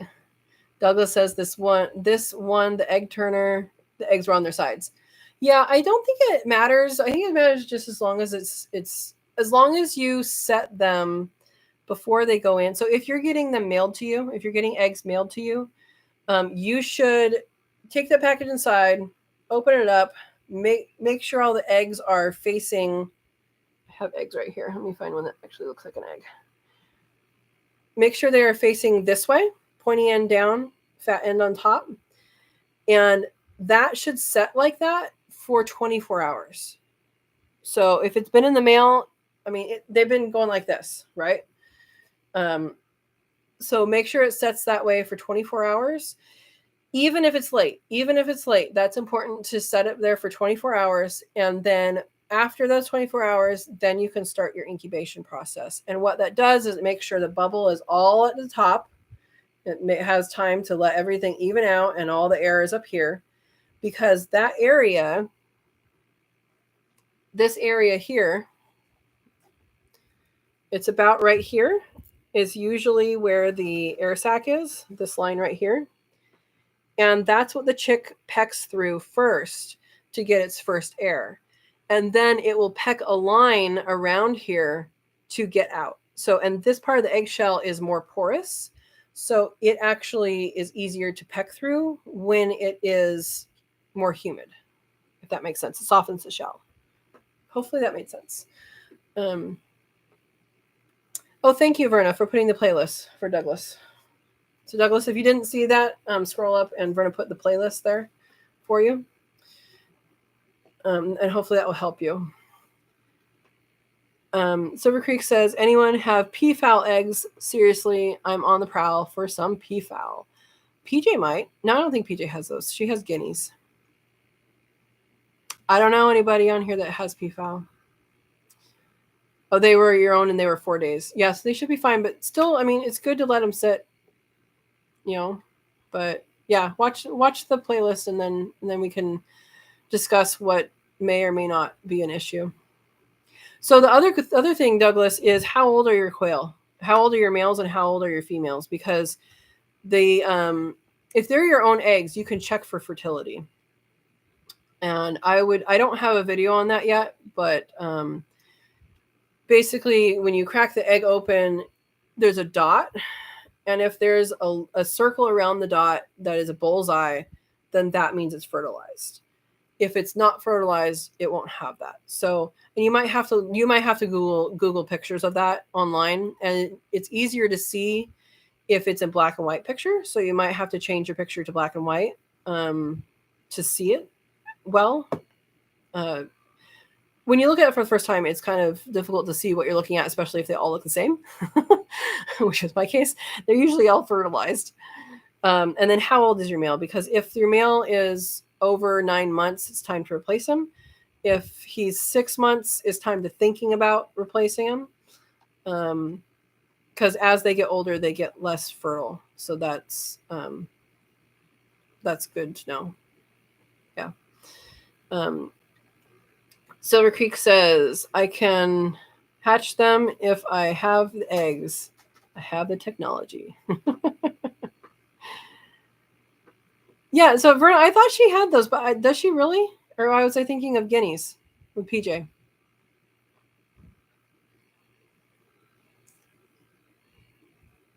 Yeah. Yeah, she has guineas. That's right. It's guineas. Who would have peacocks?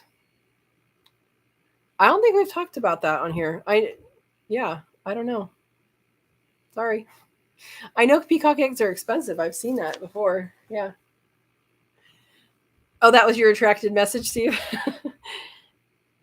Yeah. She has little cows if you're looking for little cows. Silver Creek says, oh, nope, guinea fowl. I have plenty of them. Annoying. You have them too, huh? All right. But it keeps some snakes away. That's valuable. Yeah.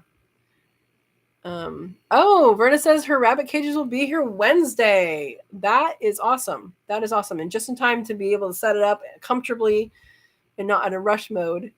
And hopefully it has a little, I don't know what they call it, the pea strip. Hopefully they have that with it too. Buster is asking, did you open the eggs to see the development of the eggs that did not hatch? Asking Douglas. Yeah, so did you do some investigative work and see if the other ones were developing or not? And also, what day did you incubate until? We have lots of questions here, Douglas. We'll help you out. Silver Creek says, I have pied and lavender guinea fowl too. All right. And he says, Buster, that's a really smart thing to do. Even if one dies, performing a necropsy on the animal is always smart. It helps you understand more about what is going on. Absolutely. Absolutely. Andy Rabbit says, this last hatch, I had eggs that I set 1 week after the other eggs at lockdown. On the first hatch, I just put the other set in a basket till the first hatch was done. I cleaned the incubator out after the first hatch was done. Then I put the second batch in lockdown, and it went well. Really? So you had like a pause in incubation right before?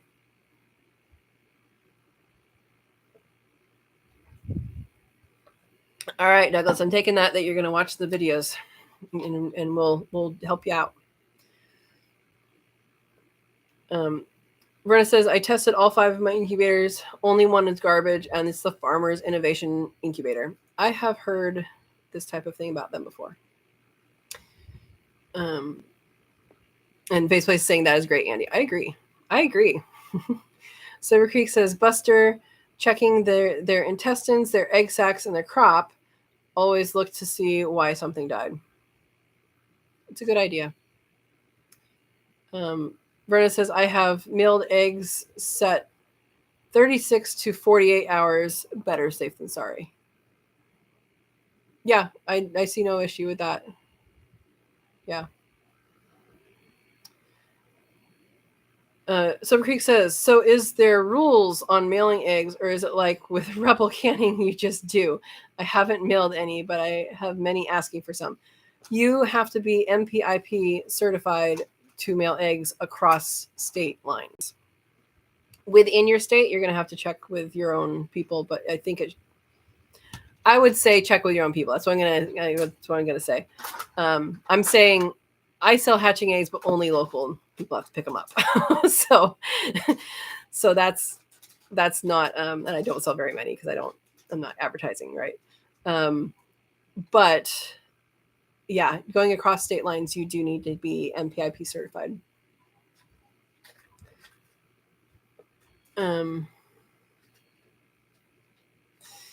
My dad's still here. Says yarrow is a native plant here. They're in Central Oregon. It can be very invasive, and if it gets watered, I consider it a weed and pull it if near the house, which I still think you don't need to do. Verna says I would plant it everywhere around here. At least when they mow, it will smell great. It does smell really good, doesn't it? It does smell very good. Jesse's saying to Silver Creek, you can ship within state lines, cross state lines require MPIP. Yep. And Andy says, funny how something is a weed in one place and prize plant in other places. Yeah, morning glory. That's one. That's one. Silver Creek says, I built my aviary to have peafowl, and now it's set and impenetrable. 3 years going, no problem so far. I'm ready for them. All right. All right.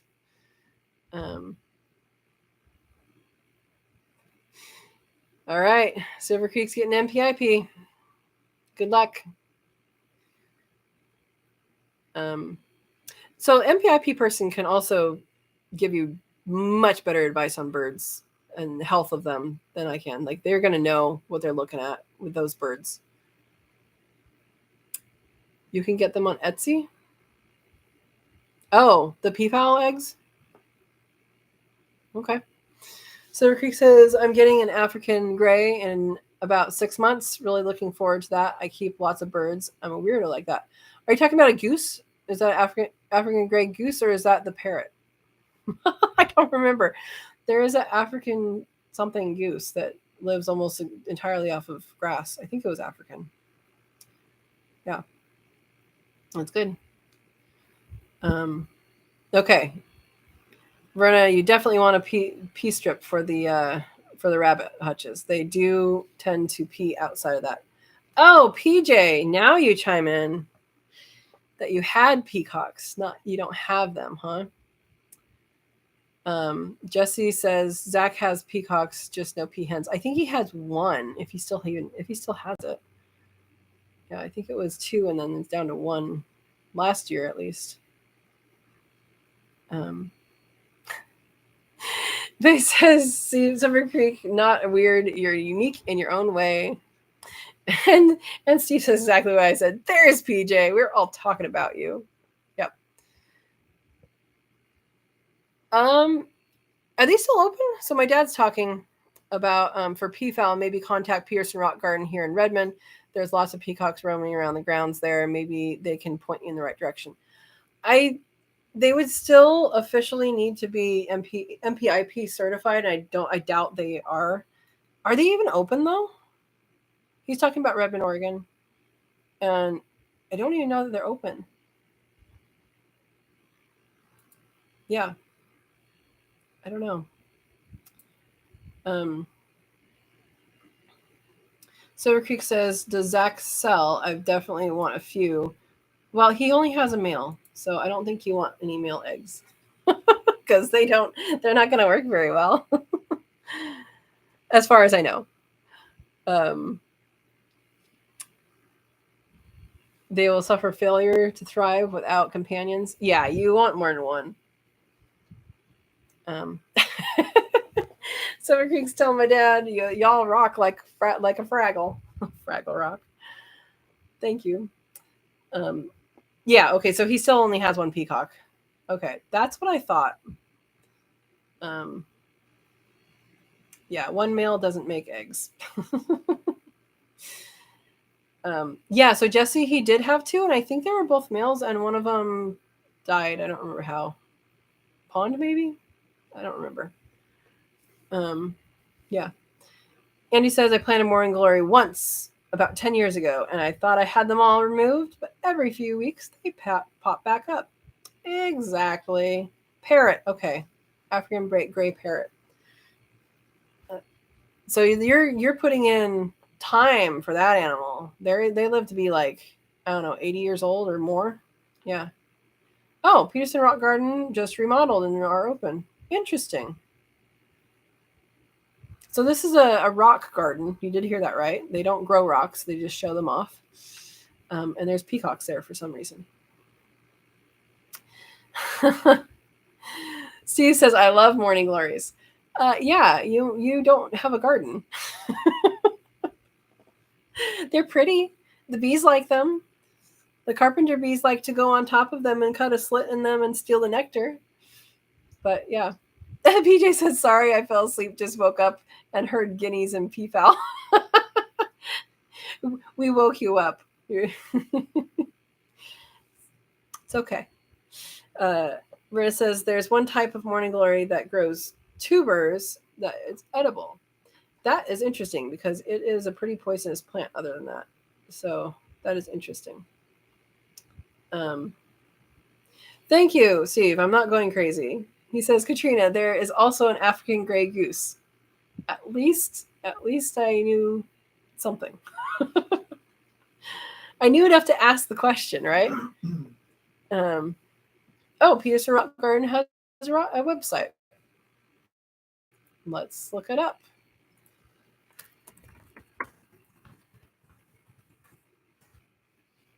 Let's see. Oh, it's in Bend. That's what they call it. Here, I'll put the link in here so you guys can see what my dad's talking about. Oh, I guess I should have. Garden. That is. All right. Verna says sweet potatoes are of the morning glory family. Okay. Well, yeah, but you can eat them. Silver Creek's laughing at PJ. That's like me. What? Birds? Where? Who said peafowl? Yeah. And Steve says, we made PJ dream about her birds. Yeah. Get some subliminal messaging there, huh? Ed says, dock them a day's pay for napping on the job. Silver Creek says, I am obsessed with birds. I have finch, dove, quail, homer, and racer pigeons, guinea, geese, and chickens. Oh my gosh. You gotta have like a viewing, a tour or something. You sell tickets to that. Yeah. I'm sure you already know about them, but have you seen the channel White House on the Hill? Because they are nuts about birds. Yeah. Steve says, I have quail, and more quail. That's only that many quail. You have more than that. Oh, you did a tour on one of your live streams. I'm saying sell tickets. I'm saying make some money.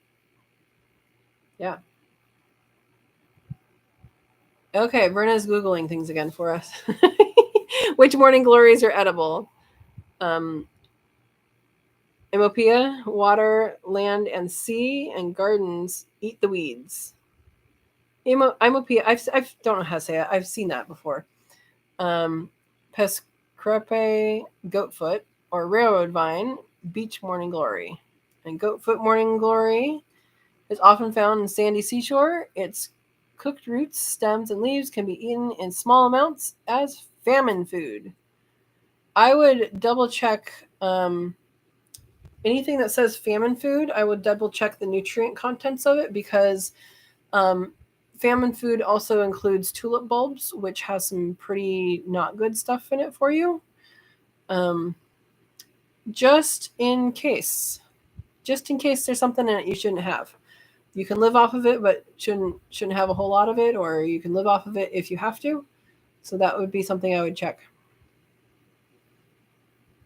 Silver Creek says, I thought morning glory was a nightshade.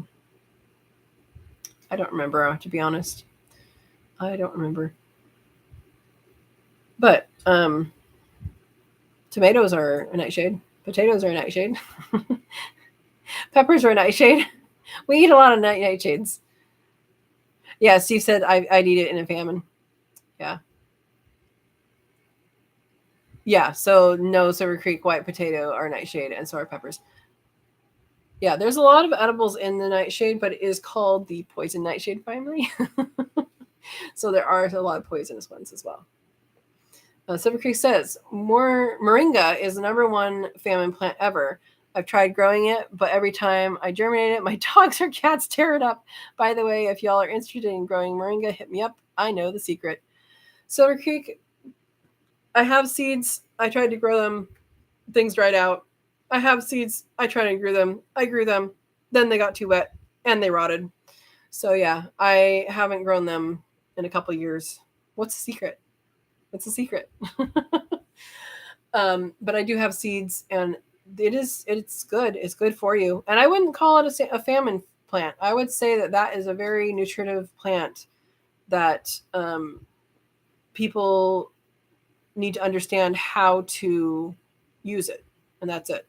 Like, you just have to understand how it's used and how and when to cook it, and don't throw out the water. You got to save that and drink it and all that. So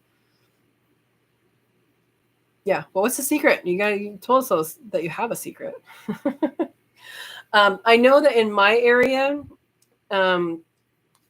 it does die back.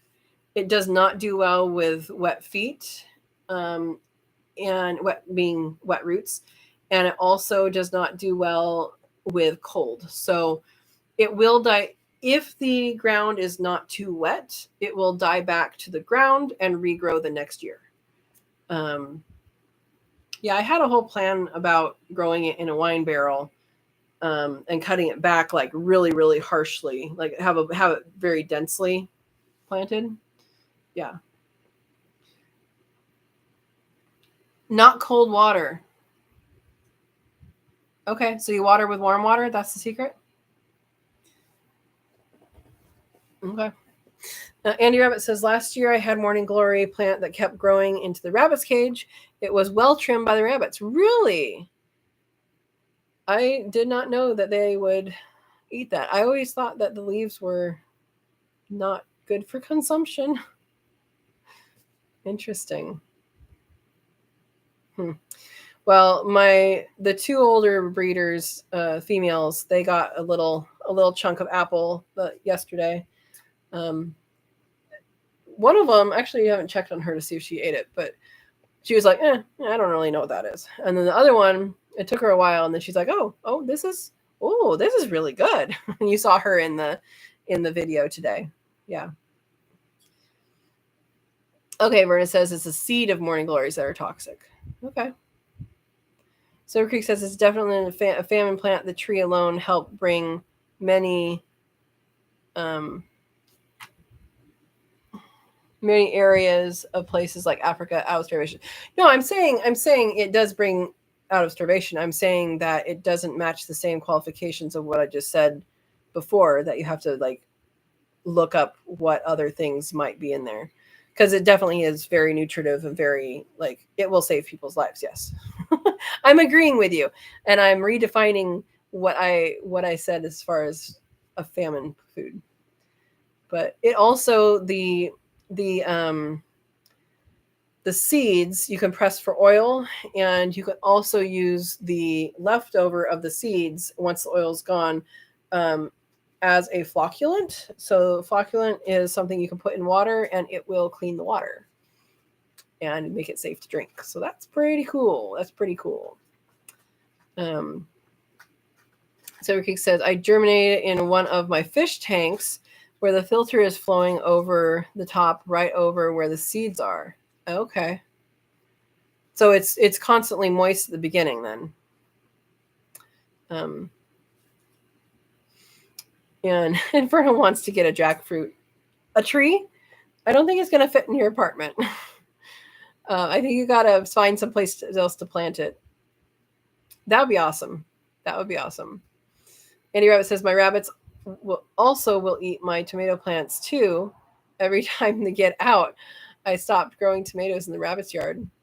Interesting. And she wants to know if Verna got a Meyer lemon tree. Wow. Hey, Yusuf. He says, hey, everybody. You're up late.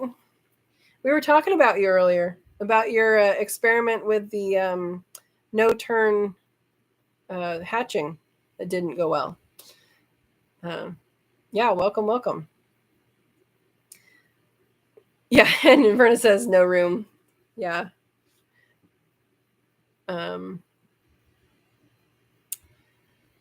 actual you want an actual jackfruit. That might not fit in your apartment. Like this big. That would be wonderful. Do you guys even get them in markets out there? We get them here every once in a while. If you go to some of the different grocery stores, like you're never going to see it in Safeway, right? But yeah. Everybody's saying hi, Yusuf. Yeah. No, jackfruit is very tasty. I've had it. It's very good. It's much different than the canned jackfruit that you can buy. Don't know if you guys knew that. You can buy canned jackfruit. Once in a blue moon? Yeah. Silver Creek says, correct. Moringa seeds like fresh, warm water to germinate. Okay. That's good information. Yusuf says, hi, y'all. Yeah, that hatch didn't go well. But what I noticed is I didn't have a single failure to thrive either. Because they all died? Yeah, all the ones that were weak were too weak? Yeah, that's true. Oh my gosh, it's 11:12 there. Freezer. Yeah. That is late. It is getting late here. Yeah, so Steve wants to know, Yusuf, how the farm stand is going for you. That's a good question. And did you finish your coop?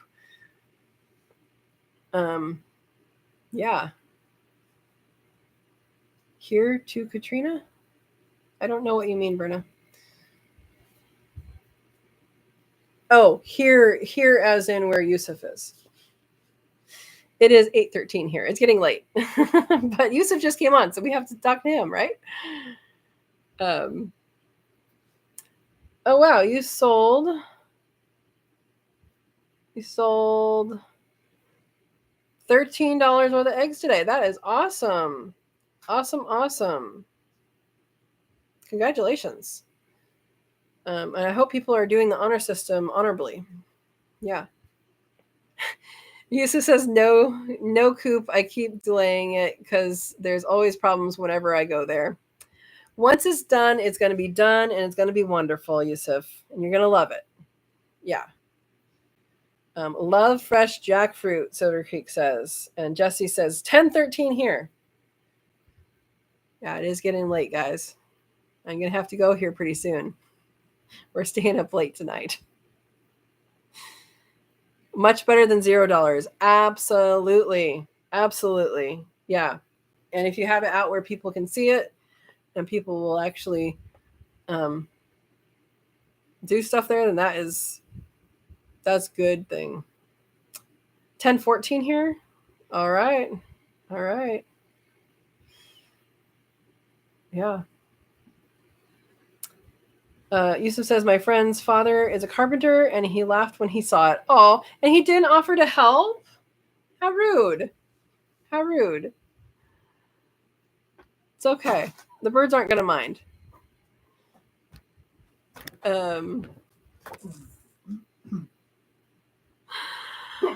Steve says, I have 1014S here too. S for south. Silver Creek says, shoot, I got to hit the deck. 10? Whoops, got to run. Got to close the aviary and the pigeon lift. Keep the snakes out. Well, thanks for coming and have a wonderful night. Yusuf says, Ed, for me, it was a good day. Yeah, I agree. That's a good day. And did you go to the nail salon is the question for the eggs. Yeah. I couldn't do that here as wildcats would break the eggs. Yeah, Verna, I hear you. Pigeon loft. You don't have a pigeon lift?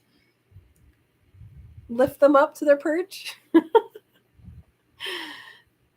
Did he give you pointers? Steve is asking Yusuf, the carpenter. Because he should have just helped you. That's what I think he should have done. It just helped. And Yusuf says, Ed, no, but I had 2 Asian females tell me they are gonna buy quail eggs from me each week. That is awesome. You're off and running. Congratulations. Andy says, I was thinking if he laughed, he should do what he thinks is the right way for you then. Absolutely. Absolutely. Oh, he's going to help you another day. That is a good thing. That is a good thing. Always good to get help. And you'll learn from him. Like, ask questions that aren't even related to what you're doing. You know, like think about things you might do in the future and ask him how to do it. Because that's a good opportunity to do that, Yusuf. Yeah. Yeah. I told him I ain't no carpenter. Yeah, but you could be. You could be. Yeah, Ed said that spread the word, and trust me. There's somebody yelling outside. That was weird. All right. And Steve says, you did a good job so far. We didn't expect perfect on your first attempt. Yeah, absolutely, Yusuf. I mean, I saw your pictures that came up, and I think that is, you're doing great. You're doing great. I mean, my chicken coop is built out of literally pallets and my old fence boards. That's what it is, you know. And then the quail aviaries, they're mostly built out of free wood that I found on the side of the road. Had to buy some, but most of it is free wood off the side of the road. So you can do a lot of things. Yeah. Yeah. Silver Creek says pigeon lift next invention to be created by yours truly. Oh my gosh. That's right, Steve. Yeah, I agree. It says just don't try and cut your finger off, Yusuf. Yeah, absolutely, Yusuf. Be safe. Do all the safety protocols for sure. For sure. Verna says, I have Ruse yelling as their light went out and the door is open, so they see my life. Your light. Yeah. Yeah, they do that. We keep the door closed when it becomes evening so that they don't. Yeah, we actually have ones that are going to be processed on Wednesday still in the brooder because we didn't have enough of them to really warrant putting them out, and I'm not starting a new batch until after QuailCon, so they're just living in the brooder. Yeah. Steve says you have lazy pigeons. They don't need a lift. They can fly. Get a catapult, you know. Yusuf says yes. It's not like I'm gonna live in there. True.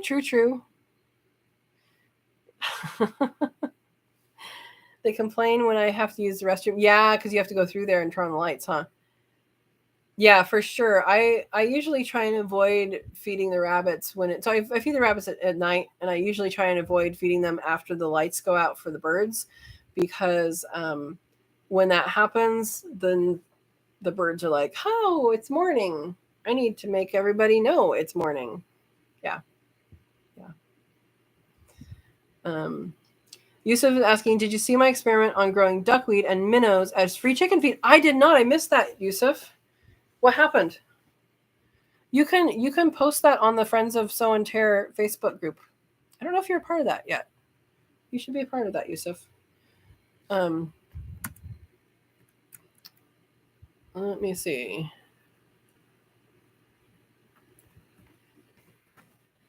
Oh, you are? Okay. I'm going to put up the link here for people that might not be yet.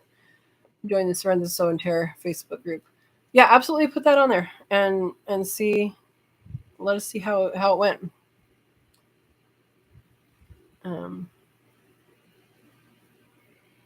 Silver Creek says free wood is the best wood. Night, y'all. Good night, Silver Creek.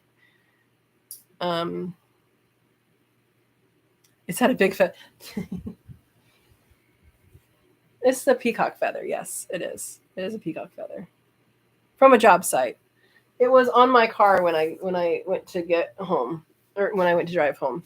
I don't know if a bird left it there or if a person left it there, but it's in my house now. Yep. I saw that you updated again. Steve, is the updated one the one that I saw earlier today on the Sow and Tare Facebook group?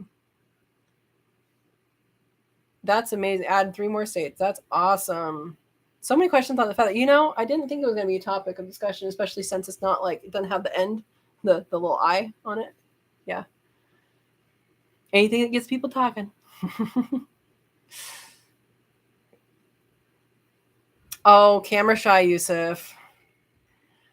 Yusuf, it gets easier. Even if you just make a video for yourself to see, that's what I would recommend if you're really, really camera shy, is make a video as if you're making it for someone else, and you don't have to post it anywhere. You can just make it for yourself, and then you can work on improving for yourself if you want. Or maybe have a friend look at it, or have your mom look at it, or something like that. And you'll improve. I mean, you look at my older videos, and I'm much more comfortable in front of a camera now than I was during the first ones, for sure. It'll get better, but you got to start. Yeah. Steve says, don't tell people it's ostrich feather. Tell people your quail are molting. Oh boy. Oh boy. Oh, Steve says to Freezer, Yusuf, I've had Massachusetts colored in a long time ago just for you. Aw. Andy Rabbit. Haha, Steve, the 10-pound quail. I'm never going to live that down, huh? 10 ounce. 10 ounce. Oh, big quail. Oh my gosh, you guys. Yeah.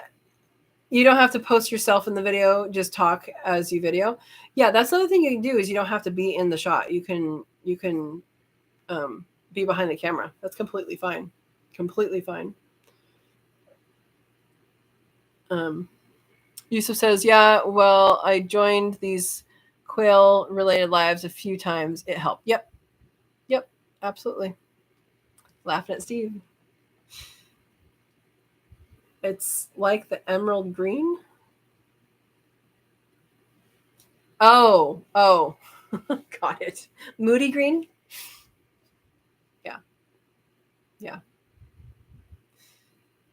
Yeah, moody green is what it was. Verna's right. Yeah.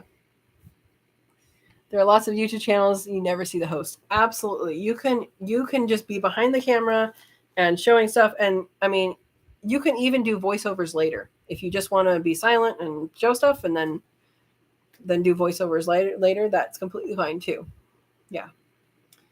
And Steve's reminding Jasmine as deep moody green quail. It's the egg that she was talking about. That's your favorite. Yeah.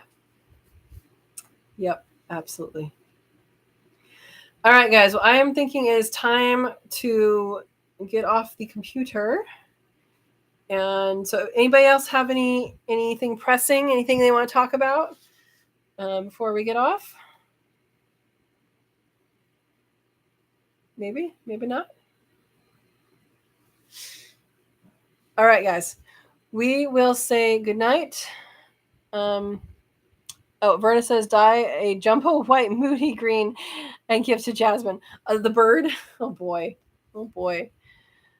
C says, thanks everyone for the community. Sorry we woke you, PJ. And Buster says, thanks for live. It was great. Aw. And Ed says, night all. Stay safe.